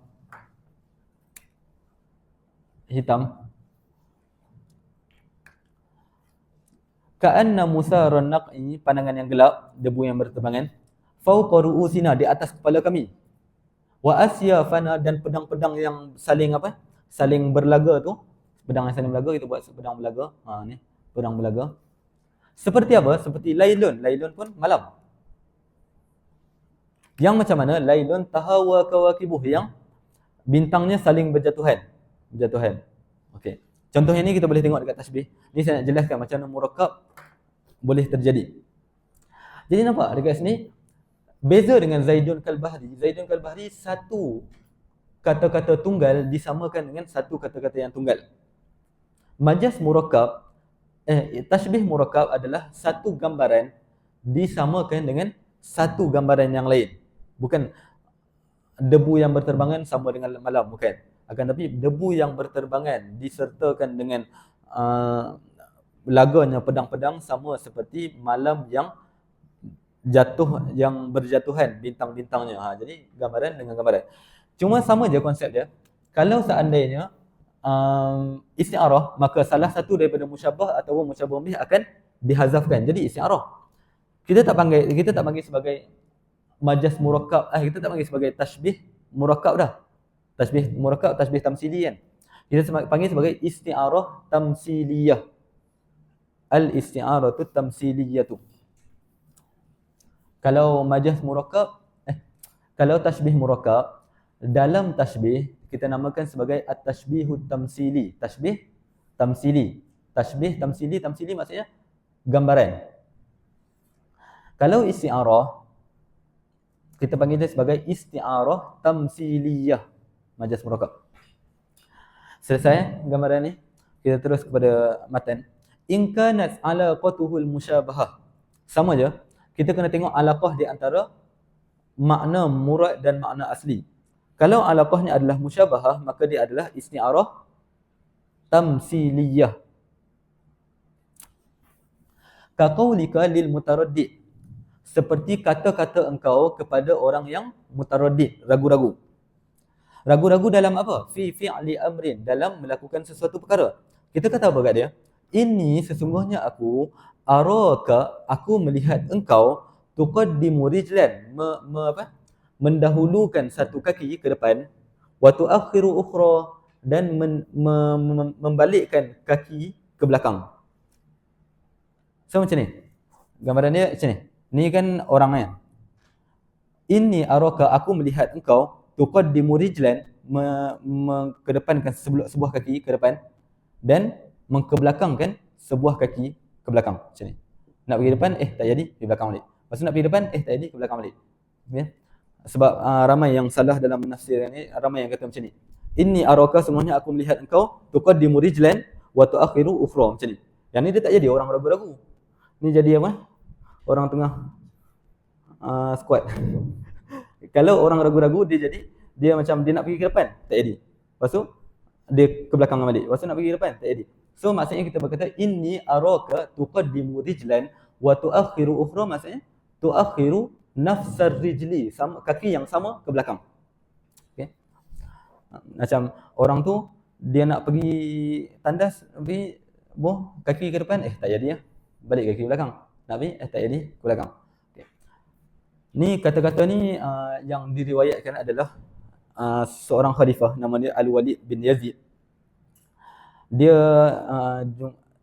ada seorang pembesarnya juga, nama dia Marwan bin Muhammad. Kan khalifah dulu, cara untuk kita menetapkan bahawa dia khalifah, semua rakyat kena bai'ah. Maksudnya kena buat pengakuan bahawa dia adalah khalifah aku, kena bai'ah dengan khalifah. Cumanya sampai dekat Walid bin Yazid ni, dia sampai bahawa si Marwan bin Muhammad ni nak tarik bai'ah dia, nak cancel bai'ah. Lepas tu Walid bin Yazid pun dia tulis surat. Dia kata apa? Inni araka tuqaddimu rijlan wa tuakhiru ukhra. Sesungguhnya aku melihat engkau mengkedepankan kaki dan membalikkan ke belakang. Maksudnya apa? Sesungguhnya aku melihat engkau ragu-ragu dalam bai'ah engkau. Apabila datang kepada engkau surat aku ini, maka engkau fa'tamid ila ma syi'ta, maka engkau ambillah keputusan yang mana engkau nak. Maksudnya kalau dia nak bai'ah, mai ikut. Tapi kalau tak mau bai'ah, potong kepala. Kalau zaman dulu, zaman khalifah. Tak ikut khalifah kan? Okey. Sekarang persoalannya adalah, adakah Marwan bin Muhammad betul-betul buat macam tu? Adakah khalifah betul-betul nampak Marwan bin Muhammad kedepankan kaki ke depan, lepas tu ke belakang macam ni? Tak. Tapi dia menggambarkan sifat ragu-ragu Marwan bin Muhammad tu dengan ditasbihkan dengan gambaran orang yang sedang ragu-ragu dalam melakukan sesuatu. Jadi dekat sini berlaku tasbih. Tapi adakah tasbihnya seperti tasbih mufrad? Bukan. Tasbihnya adalah sebuah gambaran dengan gambaran. Maka tengok dekat contoh penjelasan dia. Syubbihat halatu syakhsi fi taraddudihi. Ditasbihkan keadaan si individu dengan keadaan si individu dalam keraguannya dalam melakukan sesuatu ataupun meninggalkan fil fi'li wa tarki. Ditasbihkan dengan apa? Bihali may yataraddadu, dengan keadaan orang yang sedang ragu. Ragu dalam apa? Fil masyi, ragu dalam berjalan. Okey. Ni apa? Antara fawaid juga ataupun formula juga. Dalam exam ataupun penjelasan atau mungkin satu hari nanti ada yang menjelaskan balaghahan. Kena hati-hati dalam penjelasan isti'arah tamsiliyah ni. Kalau kita perasan, isti'arah tamsiliyah syubbihat kan? Syubbihat. Kalau tadi syubbiha Zaidun bil bahri, kan? Ditashbihkan Zaid dengan lautan. Tapi kalau dekat isti'arah tamsiliyah dia tak boleh macam tu. Dia kena syubbihat halah. Ditashbihkan keadaan, bukan ditashbihkan orang tu. Keadaan yang ditashbihkan. So kalau dalam exam ni saya bagi tahu, kalau dalam exam contohlah, sebab semua kuliah semua ada balaghahan. Kalau dalam exam tulis dia syubbihat, selepas tu tak ada halah ataupun surah ataupun hay'ah, tak ada perkataan-perkataan ni, terus salah. Dia tak tengoklah perkataan selepas tu. So kena hati-hati. Ditashbihkan keadaan halah ataupun ditashbihkan gambaran surah, syubbihat suratu suratu syakhsi ataupun syubbihat hay'atu syakhsi, ditashbihkan keadaan hay'ah. Okey. Ditashbihkan keadaan seseorang di dalam keraguannya dalam melakukan sesuatu ataupun meninggalkan dengan apa? Bihali may yataraddadu, dengan keadaan seseorang yang ragu-ragu dalam berjalan. Fayuqaddimu rijlahu taratan, kadang-kadang dia mengkedepankan, mentakdimkan sebuah kakinya. Wa yuakhiruha, nampak? Dia mentakhirkan kaki yang sama pada waktu yang lain. Wa yuakhiruha ukhra. Okey, selesai. Itu penjelasan dia. Sambung, kita kena ada wajh syabah ataupun jami'. Bijami'i anna kullan hay'atu taraddudin. Dengan jami' bahawa setiap keduanya adalah sebuah gambaran ataupun sebuah keadaan ragu-ragu yang dikeluarkan daripada muta'addid. Muntazi'atun min muta'addid, maksudnya dikeluarkan daripada satu gambaran yang banyak. Gambaran pertama tadi apa? Dia kedepankan kaki dan kebelakangkan kaki. Gambaran kedua adalah orang ni dia nak ragu-ragu, nak buat ataupun tak mau buat. Wastu'iral murakkabu min ma'nahu al-asliyya li hadzal ma'na. Kemudian diisti'arahkan murakkab tadi daripada makna asli, kedepankan kaki dengan belakang kaki, kepada hadzal ma'na. Hadzal ma'na, makna bahawa dia ni sedang ragu-ragu. Okey, selesai.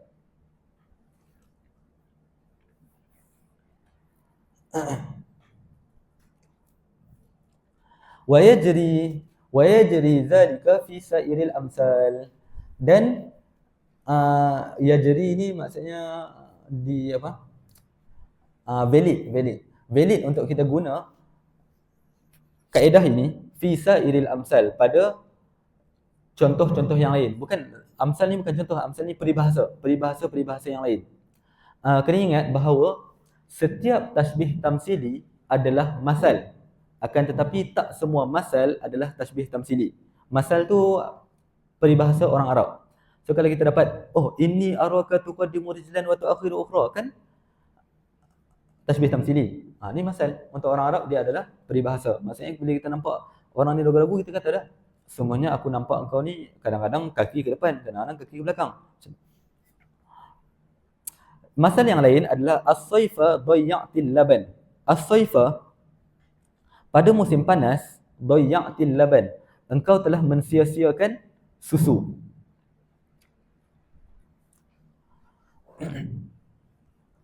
Pada musim panas engkau telah mensia-siakan susu.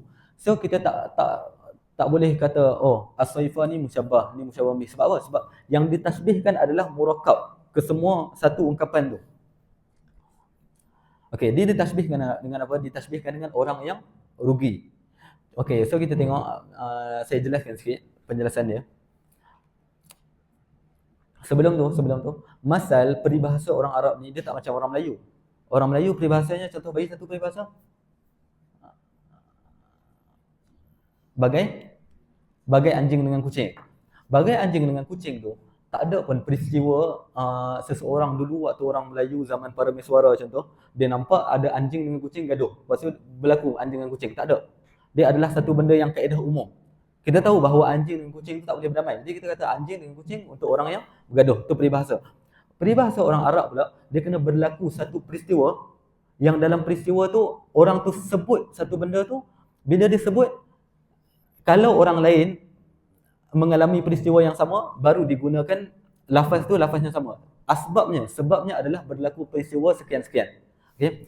So bila kita kata as-saifa dayya'til laban, pada musim panas engkau telah mensia-siakan susu.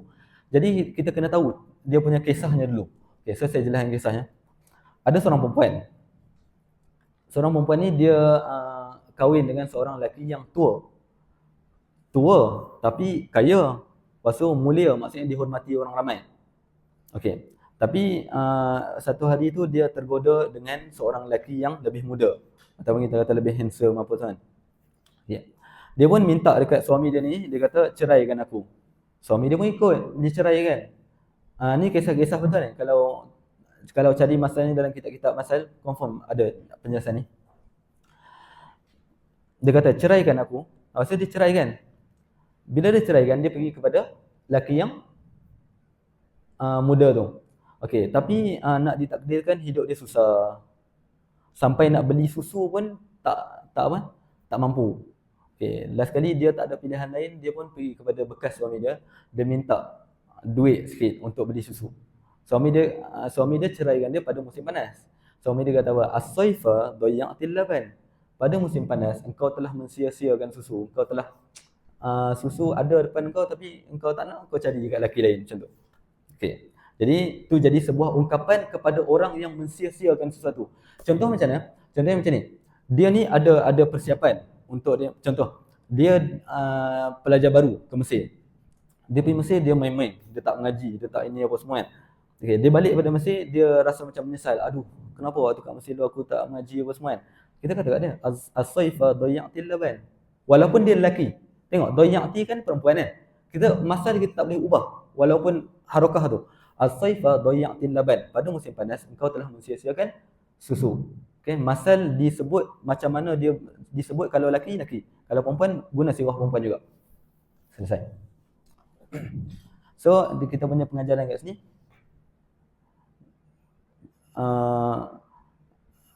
hargailah seseorang itu. Wa illam takun alaqatuhul musyabahah, seandainya alaqahnya bukan alaqah musyabahah, falaisa isti'aratan, maka dia bukanlah isti'arah. Tadi kita tengok alaqahnya adalah alaqah musyabahah, betul? Kalau alaqahnya bukan alaqah musyabahah, maka dia adalah isti'arah sahaja. Maka dia bukan isti'arah, akan tapi dia majaz murakkab mursal. Kita tak buat lagi pembahagian. Majaz murakkab, kalau dia alaqah dia musyabahah, alaqah musyabahah, maka dia adalah isti'arah. Kalau alaqahnya bukan musyabahah, ghairul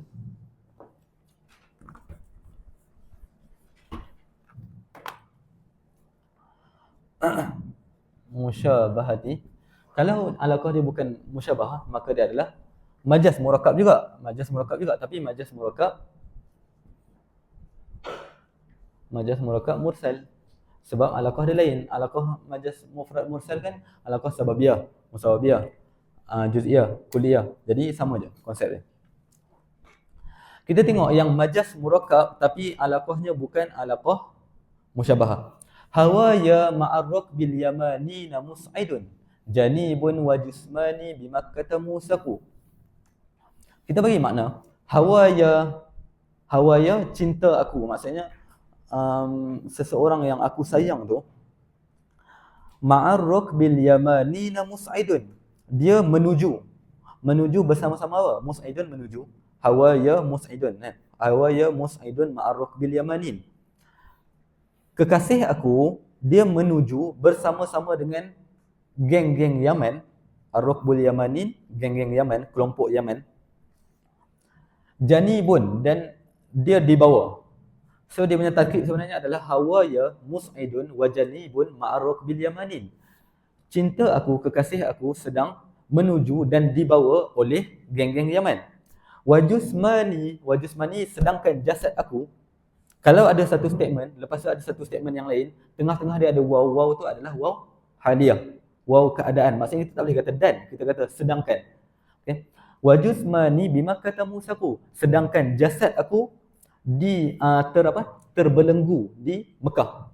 Kita tahu bahawa ni kan, kalau Hijaz macam ni, Jazirah Hijaz, tak reti sangat lukis betul.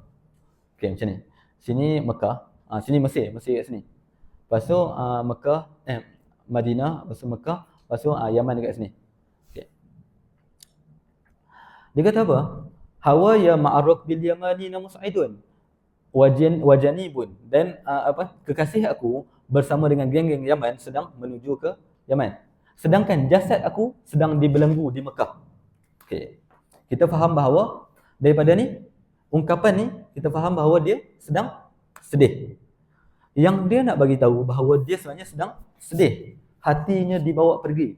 Tapi dia ditashbihkan dengan satu keadaan orang yang kekasihnya telah meninggalkan dia sedangkan dia terbelenggu di satu tempat.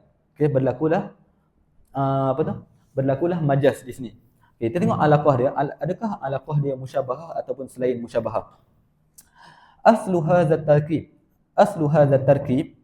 asal kepada tarkib ni adalah al-ikhbaru, memberi khabar bahawa apa? Bi anna mahbubahu zahaba mub'idan, bahawa mahbubnya, orang yang dia suka itu, zahaba mub'idan, pergi jauh.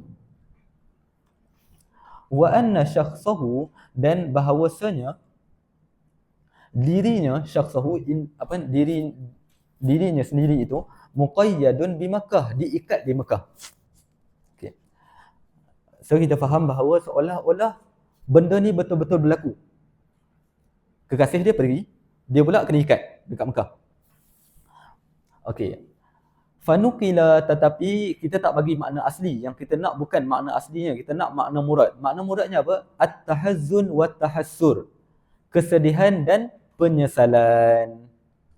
Okey. Apakah kaitan seseorang tu, kekasihnya pergi ke Yaman dan dia diikat di Mekah? Apakah kaitan dia dengan kesedihan dan penyesalan?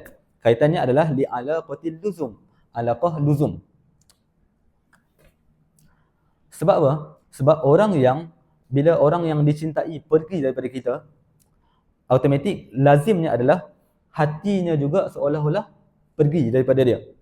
Jadi bukan alaqah musyabahah, tak ada persamaan di antara seseorang tu pergi apa semua tu bersama dengan tahazun dengan tahasur, akan tapi seseorang yang kekasihnya pergi lazimnya dia akan sedih. Okay? Bukan alaqah musyabahah dah, akan tapi alaqah luzum. So kita kata dia adalah majaz murakkab mursal, bukan isti'arah. Selesai Sikit lagi. Summa innal isti'arata. Kemudian isti'arah. Tadi kita dah bahagi isti'arah kepada, ni pembahagian pertama. Pembahagian kedua. Kita buat pembahagian ketiga untuk isti'arah. Isti'arah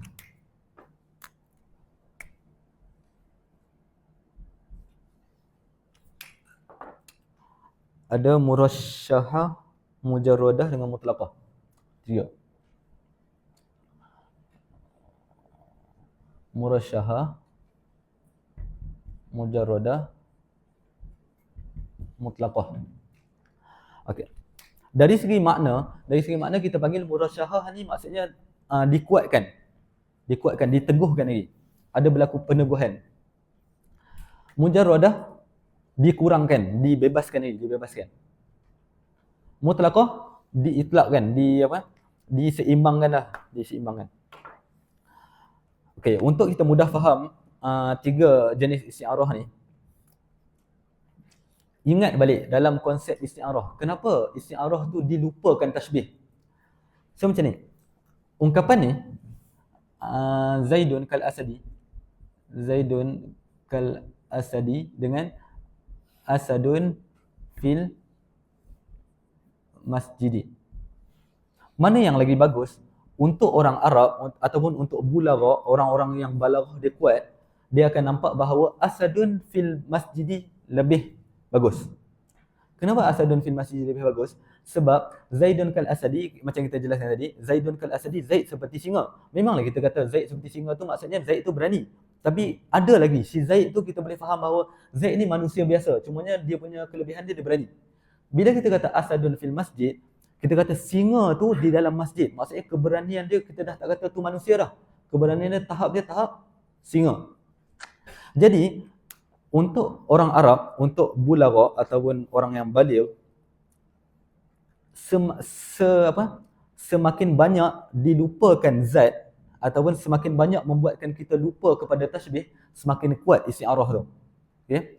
Akan tapi kalau kita dah buat isti'arah, tapi kita ada bau musyabbah tu lagi, ada bau ni manusia ni, bukan singa. Jadi dia lebih kurang lagi, kurang. Jadi kita tengok murasyahah, peneguhan, diteguhkan lagi isti'arah tu. Mujarradah dikurangkan, mutlaqah diseimbangkan. So kita tengok summa innal isti'arata, kemudian isti'arah ini qaranat bima yulaimul musyabbah bihi, seandainya dia didekatkan dengan satu benda yang bima yulaimul musyabbah bihi, dengan sebuah lafaz yang bersesuaian dengan musyabbah bih, maka dinamakan sebagai isti'arah murasyahah. Contohnya asadun fil hammami lahu libat.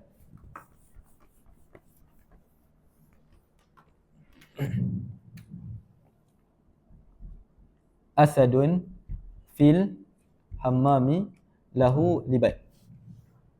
Okey. Untuk kita tahu bahawa dia ni adalah murasyahah, mujarradah atau mutlaqah, kita tengok lafaz tambahan yang dia tambah. Singa di dalam toilet. Singa dekat sini kita faham bahawa bukan singa hakiki, akan tapi singa majazi. Sebab apa? Sebab ada fil hammam. Di tandas. Kita tahu bahawa ni mesti bukan singa betul.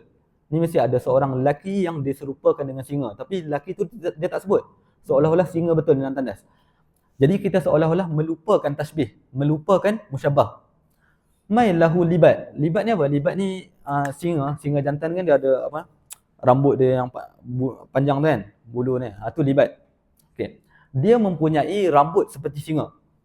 Jadi ni benda ni menguatkan lebih lagi makna asli ke makna murad. Makna aslinya adalah singa al-hayawanul muftaris. Makna muradnya adalah ar-rajulus syuja'. Okey. So kita tengok lafaz lahu libat dia lebih menguatkan al-hayawanul muftaris ke ar-rajulus syuja'? Al-hayawanul muftaris. Jadi dia dibawakan sebuah lafaz yang yulaimul musyabbah bih, yang bersesuai dengan musyabbah bih, iaitu asad al-hayawanul muftaris, yang membuatkan kita lagi lupa bahawa adanya tasbih dekat sini. Maka isti'arah murasyahah. Okey, kita tengok isti'arah mutlaqah. Wa ini qataranat bima yulaimul musyabbah. Akan tapi seandainya dibawakan sebuah lafaz yang bersesuaian dengan musyabbah, ziyadatan anil qarinah, yang ditambahkan ke atas qarinah, maksudnya ada qarinah, maksud dia adalah penambahan kepada qarinah, maka dinamakan sebagai mujarradah. Contoh, asadun fil hammami lahu rumhun. Asadun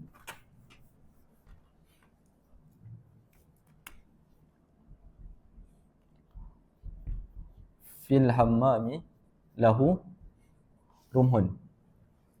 Asad, makna aslinya adalah singa, al-hayawanul muftaris.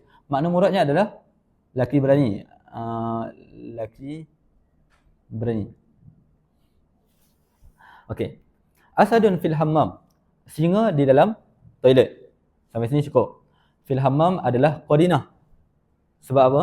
Disebabkan ungkapan fil hammam, kita tahu bahawa asad ni bukan asad hakiki. Ini adalah asad majazi sahaja. Okey, mai satu perkataan lahu rumhun, dia mempunyai tombak. Dia mempunyai tombak. Lahu rumhun adalah sebuah kata-kata yang menguatkan singa ataupun menguatkan laki yang berani. Laki yang berani, sebab singa hakiki dia tak akan pegang tombak. Jadi datang sebuah lafaz, ini qtaranat bima yulaimul musyabbah, seandainya lafaz ini bersesuaian dengan musyabbah dan dia adalah ziyadatan anil qarinah, maksudnya kena ada qarinah dulu. Ni qarinah, ni baru satu lafaz, maka dia bila dikuatkan musyabbah, maka dinamakan sebagai isti'arah mujarradah.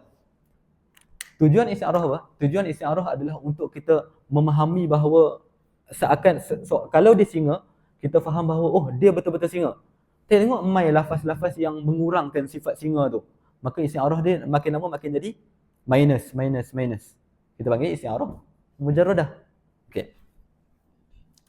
Yang ketiga, wa illam taqtarin bi syai'in min zalika, seandainya tak ada, maksudnya setakat ni asadun fil hammam, lepas tu tak ada dah apa-apa, maka dinamakan sebagai famutlaqatun, isti'arah mutlaqah.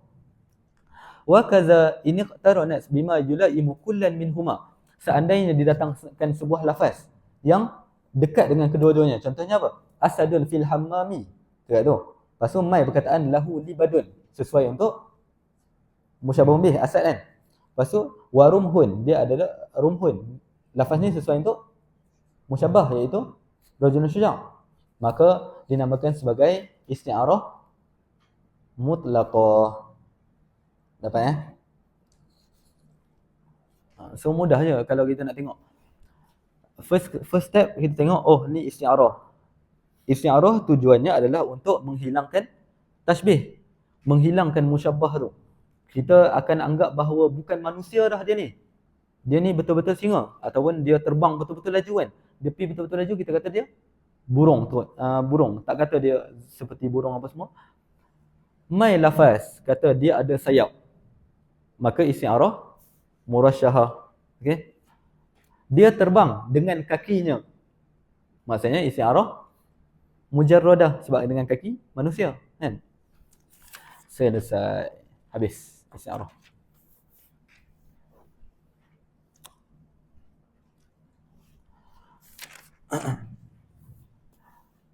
Pembahasan terakhir, insya-Allah habis ni, al-kinayah. Al-kinayah. Kinayah ni adalah hiya lafzun, dia adalah sebuah lafaz juga. Ustu'mila fi lazimi ma'nahu, digunakan untuk lazim maknanya.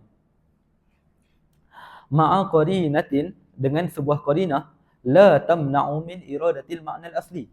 Qarinah yang tadi qarinah mani'ah kan dekat majaz. Dekat sini qarinah ghairu mani'ah, yang tidak menghalang kepada makna asli. Contohnya fulanun kasirur ramad. Ni saya padam dulu semua ni sebab dah habis dah pembahasan majaz. Kalau kita nak recap secara ringkas kan. Secara ringkas, Majaz akli kita tak tengok sebab majaz akli kebanyakan ulama letak dekat ilmu ma'ni. Kita fokus kat majaz lughawi sahaja. Majaz lughawi terbahagi menjadi mufrad dan murakkab. Seandainya lafaz mufrad itu alaqahnya alaqah ghairul musyabbahah mursal. Okey, kita tengok alaqah dia. Kalau sabab, sababiyah. Kalau musabab, musababiyah apa semua. Okey. Yang jadi pembahasan utama adalah majaz mufrad yang isti'arah. Boleh terbahagi menjadi tasrihiyah dengan makniyah. Okey, kalau tasrihiyah, kalau seandainya lafaz musyabbah yang dibuang, kalau makniyah, lafaz musyabbah bih yang dibuang tapi ada lawazim. Lawazimnya kekal. Dan pengisbatan lawazim ke atas musyabbah dinamakan sebagai isti'arah takhyiliyah. Kena imajinasi dulu. Tanpa imajinasi tak boleh jadi isti'arah bil kinayah tu. Selesai. Itu pembahagian isti'arah yang pertama. Pembahagian isti'arah yang kedua, kita tengok lafaz musta'ar. Lafaz musta'ar seandainya adalah isim apa? Isim jamid yang merupakan kata benda ataupun masdar, maka dinamakan sebagai isti'arah asliyah. Kalau seandainya dia adalah isim mustaq, fi'il ataupun huruf, isti'arah tabaiyah. Bezanya kalau isti'arah tabaiyah kena tashbihkan keluar daripada contoh dulu. Contoh la usallibannakum fi juzu'in nakhli, kita tak boleh tasbihkan fi dengan ala. Kita kena keluar daripada contoh dulu, tasbihkan zarfiyah dengan isti'ala, dah selesai tasbih, iddia' selesai, itlaq selesai, baru kita masuk ke contoh balik. Okey, itu tabaiyah. Kemudian kita dah tengok majaz murakkab. Majaz murakkab ni dia punya konsep asasnya adalah isti'arah, adalah tashbih tamsili. Jadi tengok balik tashbih. Tashbih tamsili, kalau seandainya murakkab ditashbihkan dengan murakkab, kita panggil sebagai tamsili. Dia terbahagi menjadi dua. Kita tengok alaqah juga. Kalau alaqah dia alaqah musyabahah, maka dinamakan sebagai isti'arah tamsiliyah. Kalau bukan, dia hanya sekadar majaz murakkab mursal. Selesai. Habis. Pembahagian isti'arah yang seterusnya adalah isti'arah murasyahah mujarradah dengan mutlaqah. Cara untuk kita scan bahawa dia adalah murasyahah, mujarradah atau mutlaqah, tengok lafaz setelah qarinah. Asadun fil hammam. Okey, takat tu dah cukup dah. Dia dah cukup. Kita ada lafaz musta'ar. Kita ada qarinah mani'ah, selesai. Lepas tu tengok ada satu lagi kata-kata lahu dibadun. Lahu dibadun sesuai dengan asad. Jadi murasyahah. So dia punya formula ni adalah kalau seandainya satu kata-kata tu membuatkan kita lupa lagi kepada musyabbah, kita semakin lupa, maka murasyahah. Kalau semakin kita ingat kepada musyabbah, mujarradah. Kalau tak ada buat apa-apa ataupun buat tapi seimbang, mutlaqah. Okay, selesai.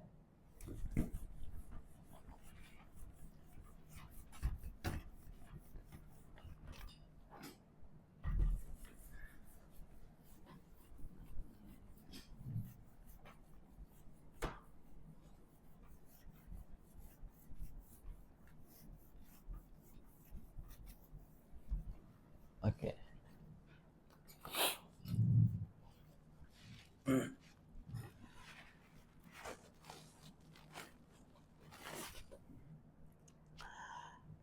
Al-kinayatu, kinayah.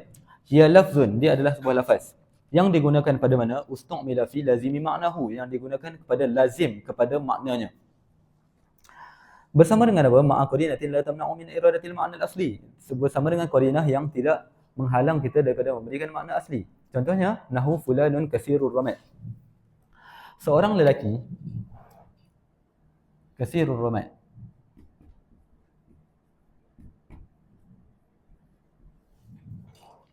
Seorang lelaki yang banyak abunya.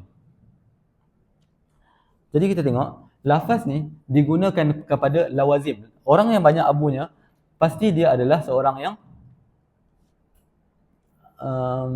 banyak, seorang yang pemurah. Okay. Nanti kita jelaskan kenapa boleh pemurah.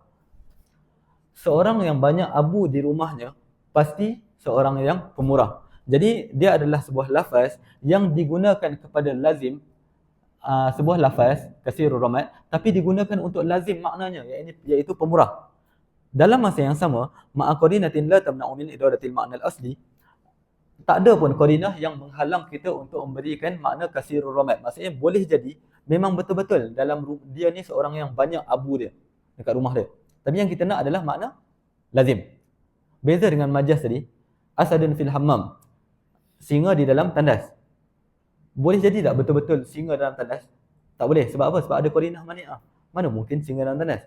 Akan tapi fulanun kasirur ramat, seorang lelaki yang banyak abunya, tak ada masalah pun. Boleh jadi dia betul-betul banyak abu. Cumanya kalau kita kata, kalau kita nak makna aslinya adalah orang tu betul-betul banyak abu, ungkapan ni akan jadi ungkapan yang hakikah.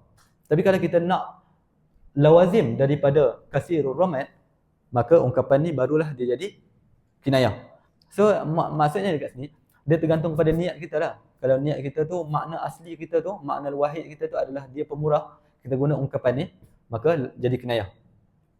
Tapi kalau kita punya makna wahid tu, memang kita nak bagi tahu bahawa dia ni banyak abu dia, kita guna fulanun kasirur ramat, dia akan jadi hakikat. Okay. So fulanun kasirur ramat, dia punya lawazim dia, seseorang yang banyak abunya pasti banyak membakar kayu api di dapur. Ni kita dah jelaskan dulu. Konsep dia sama ya. Ingat dalam kinayah, contoh yang paling famous yang ni, fulanun kasirur ramat. Tak perlu pun nak hafal yang tawilun najat ataupun rafi'ul imad, jabanul qalb. Kita hafal satu ni je. Fulanun kasirur ramat, seorang lelaki yang banyak abunya, pasti kalau banyak abu pasti banyak membakar kayu api. Pasti dia kasratu ihraqil hatab fil qudur. Seseorang yang banyak abu pasti dia akan banyak membakar kayu api di dalam dapurnya. Kalau dia banyak bakar kayu api di dapurnya, pasti dia banyak memasak. Jadi lawazimnya adalah kasratut tabaih. Banyak masak. Kalau dia banyak masak, pasti banyak orang yang makan. Sebab kalau takkan seorang nak makan banyak-banyak kan. Kasratul akalah. Akalah ni dia isim fa'il, jamak mukassar. Banyak orang yang makan. Kalau banyak orang yang makan, pasti dia banyak tetamu. Jadi lawazimnya adalah kasratut difan. Banyak tetamu. Kalau dia banyak tetamu, pasti dia adalah pemurah. Okey. Jadi kita faham bahawa seseorang yang banyak abunya pasti seorang yang pemurah. Lazim daripada orang yang banyak abu adalah pemurah. Kita gunakan ungkapan ni untuk menggambarkan ini, sedangkan tidak ada penghalang apa pun untuk kita bagi makna kasirur ramat, maka ungkapan kita adalah kinayah. Selesai. Tengok contoh seterusnya, fulanun jabanul kalbi. Seorang lelaki yang anjingnya penakut.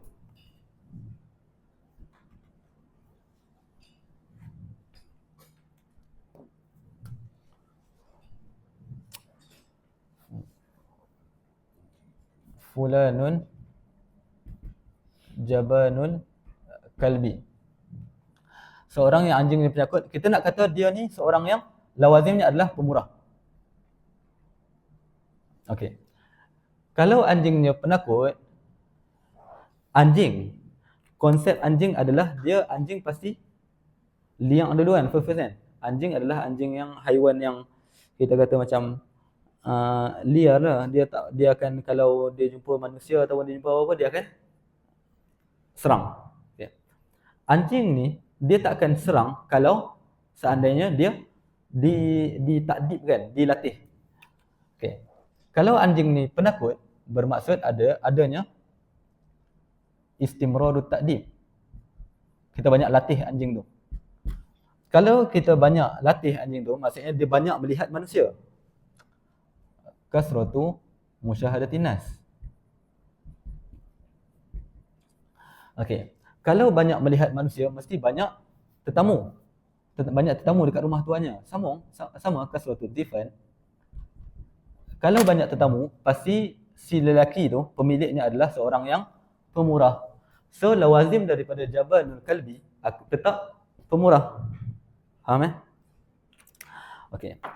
Tengok contoh seterusnya adalah fulanun mahzulul fasil. Seorang lelaki yang fasil tu anak unta yang dah fasil kan, maksudnya fasola, maksudnya terpisah. Maksudnya susunya dah terpisah. Anak unta kalau dia lahir, dia akan dia tak makan terus rumput, tumbuh-tumbuhan, dia akan minum susu mak dia dulu. Okey.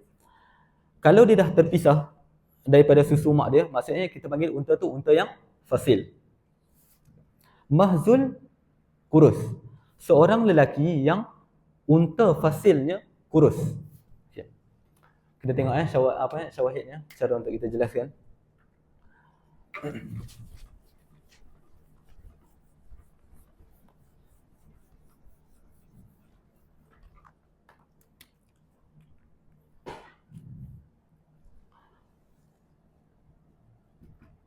Fulanun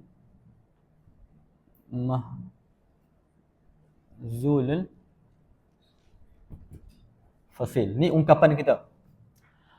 Boleh jadi tak dia punya unta tu, unta fasilnya betul-betul kurus? Boleh jadi, tak ada masalah kan? Okey. Cumanya yang kita nak ungkapan kita ni diberi makna bahawa seorang lelaki tu pemurah. Okey, kita bawa lelakinya untanya sangat kurus. Lawazimnya adalah bila unta kurus, maksudnya unta tu tak ada mak dia. Lawazimnya faqdul ummi. Hilang, mak dia hilang. Kalau mak unta tu hilang, maksudnya ada orang yang sembelih. Maksudnya ada tuntutan untuk mak dia kena sembelih. Sebab apa? Sebab kalau kita banyak unta kita kan, lepas tu kita tengok unta ni ada anak dia. Lepas tu unta ni tak ada anak dia. Kita nak sembelih yang mana satu? Sembelih yang tak ada anak kan? Sebab yang ada anak tu dia kena susukan anak dia dulu. Tapi yang disembelih tu adalah mak unta ni. Maksudnya apa? Ada tuntutan yang membuatkan kita perlu sembelih mak unta ni. Maksudnya banyak dah sembelih unta-unta sampai last choice ni adalah mak kepada untanya. So faqdul ummi, hilangnya mak unta ni adalah lawazimnya quwwatud da'i, faktor yang kuat ila nahriha, kepada penyembelihan mak unta tu, an-naqah tadi. Okey. Bila kuatnya faktor untuk penyembelihan mak unta ni, lawazimnya adalah pasti mak unta ni akan dihidangkan sebagai makanan. Maka lawazimnya adalah sarfiha ila tabaih, dihidangkan kepada masakan. Kalau dihidangkan kepada masakan seekor unta, maksudnya pasti ada orang yang makan. Sama. Kasratul akalah. Daripada kasratul akalah, kasratul difan. Kasratul difan balik kepada seorang lelaki tu pemurah. Okay. Tu kinayah. Lafaz yang diungkapkan, yang kita nak adalah lawazim daripada makna tu. Dalam masa yang sama, dia tak menghalang kita untuk kita bagi makna hakiki. Boleh jadi fasilnya betul-betul kurus. Okay, faham Wa min zalika qauluha tawilun najat. Tawilun nijat. Tawilun nijat maksudnya seseorang yang tali pedangnya panjang. Tali pedang, bukan tali pedang. Sarung pedang dia kan panjang. Kalau orang tu pendek, mesti dia tak pakai tali pedang yang panjang kan. Dia akan pakai tali pedang yang pendek juga. So kita faham tawilun nijat, seseorang yang tali pedang yang panjang maksudnya lawazimnya dia seorang yang tinggi. Okey. Rafi'ul imad. Rafi'ul imad, dia punya dinding rumah dia tinggi. Kalau dia dinding rumah dia tinggi, maka dia adalah seorang yang mulia. Tengok lantai surau kita ni kan. Lantai surau kita ni dengan ceiling. Beza dia takat ni kan. Tapi kalau rumah orang kaya, dia takkan macam ni. Rumah orang kaya, lantai dia dengan ceiling boleh sama dengan 2 tingkat kita. Kan? Rumah orang kaya biasa macam tu. Jadi Rafi'ul imad, dinding dia tinggi. Maksudnya dia adalah orang yang kaya. Tawilun nijat tadi, seorang yang tinggi. Rafi'ul imad, seorang yang kaya, mulia. Kasirur ramad, seorang yang pemurah. Idza masyata apabila tibanya musim syita, musim sejuk. Tengok dia jelaskan kat bawah tu, dia kata semuanya yang first kali tawilun nijat kinayatan an tuli qamah. Rafi'ul imad kinayatan an syarafihi. Kasirur ramad kinayatan an karamihi. Selesai.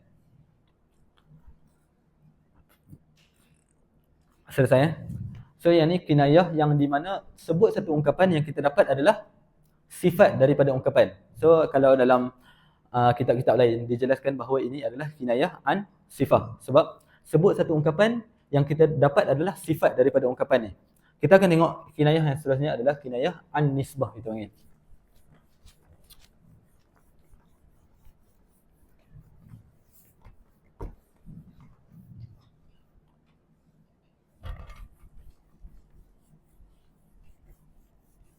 Sikit lagi nak habis lah ilmu bayan. Kinayah an nisbah. Okey.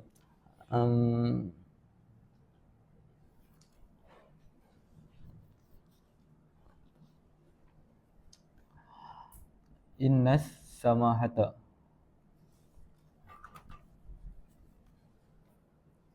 Oh, sikit ni waktu nak habis lah. Innas samahata wal muru'ata wan nada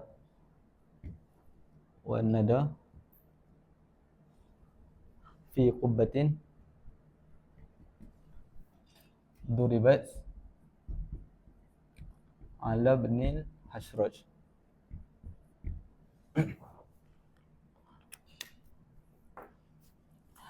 Inna samahata wal muru'ata wan nada.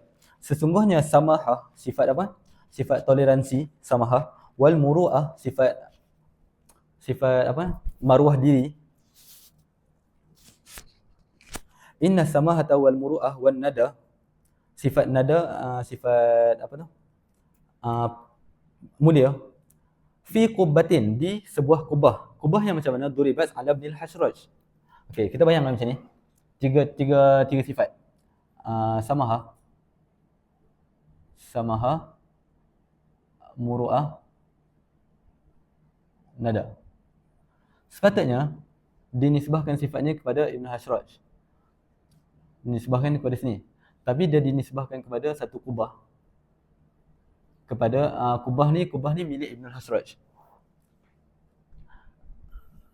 Yang sepatutnya ungkapan yang dia kata adalah inna samahata wal muru'ah wan nada li Ibn Hasraj. Tapi dia buat kinayah dekat sini, dia buat kinayah maksudnya macam pedli. Bukan pedli, dia macam satu seolah-olah macam ni, tapi kita faham je yang dia nak maksudkan adalah macam ni.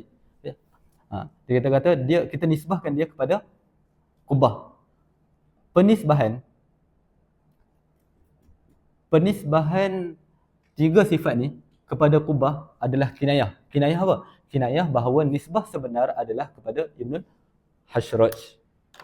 Maksudnya kalau kau nak cari samahah wal muru'ah wan nada, cari dekat kubah Ibn Hasraj, pasti jumpa. Sebab apa? Sebab Ibn Hasraj ada, dia melazimi kubah dia tu, dia akan ada di situ.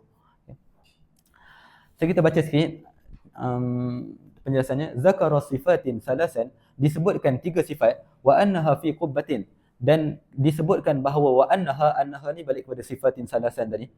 Dan semuanya tiga sifat ni berada pada mana? Fi qubbatin, berada pada sebuah kubah yang macam mana? Madrubatin, yang didirikan alal mamduh, ke atas seorang yang dipuji, iaitu Ibn Hasraj.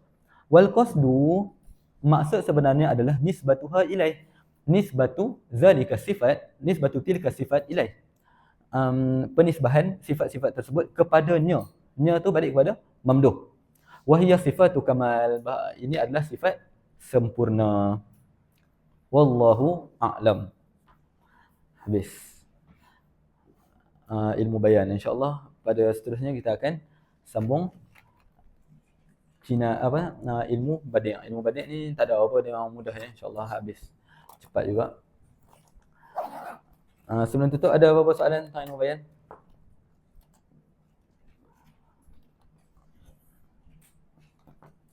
Kita mula tadi 11.50, ada 10 minit kalau ada soalan. Kalau tak ada soalan, kita terus tutup dengan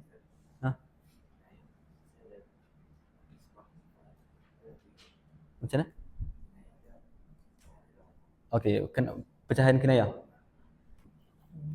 Dalam buku ni, dalam kitab ni, pecahan kinayah ni kalau kita perasan pecah kepada dua. Kinayah an sifat dengan kinayah an nisbah. Kita dah tengok kan kinayah sifat macam mana. Kinayah sifat, sebuah ungkapan tu kita faham sifat kepada lawazim dia berbentuk sifat. Kalau nisbah, kinayah tu nisbah dia sepatutnya ke sini, tapi dia nisbahkan kepada Qubah. Tapi tak ada masalah pun sebab Ibn Hasraj melazimi Qubahnya. Satu lagi, kinayah adalah kinayah an mausuf. Kinayah an mausuf ni sebab terlalu senang, mungkin sebab tu dia tak jelaskan. Contohnya macam mana? Contohnya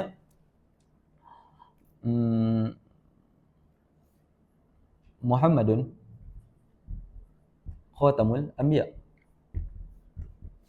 Nabi Muhammad adalah khatamul anbiya. Khatamul anbiya, penutup segala nabi. Lawazimnya pasti Nabi Muhammad. Lawazim daripada khatamul anbiya. Sebab ada ke penutup nabi, penutup para nabi selain Nabi Muhammad? Tak ada. Jadi lawazim dari khatamul anbiya adalah Muhammad sallallahu alaihi wasallam. Okey. Yang kita sebut adalah khatamul anbiya, yang kita nak adalah Muhammad sallallahu alaihi wasallam. Dan Muhammad sallallahu alaihi wasallam ni adalah sebuah sifat ke mausuf ke nisbah? Mausuf. Dia adalah seorang yang digambarkan. Ni kinayah an mausuf. So kinayah total terbahagi menjadi 3 sebenarnya. Mausuf, sifat dan kinayah. Cumanya dalam contoh ni kita tak nampak pun satu contoh mausuf. Kinayah an mausuf. Tapi ni contoh dia boleh kita buat sebagai contoh. Selesai. Ada soalan ni? Daripada majaz ataupun tashbih? Kalau tak ada, kita tutup dengan tadi kita buka dengan surah Al-Fatihah, kita tutup dengan surah Al-Fatihah sekali. Pemuka kepada ilmu badi' minggu depan.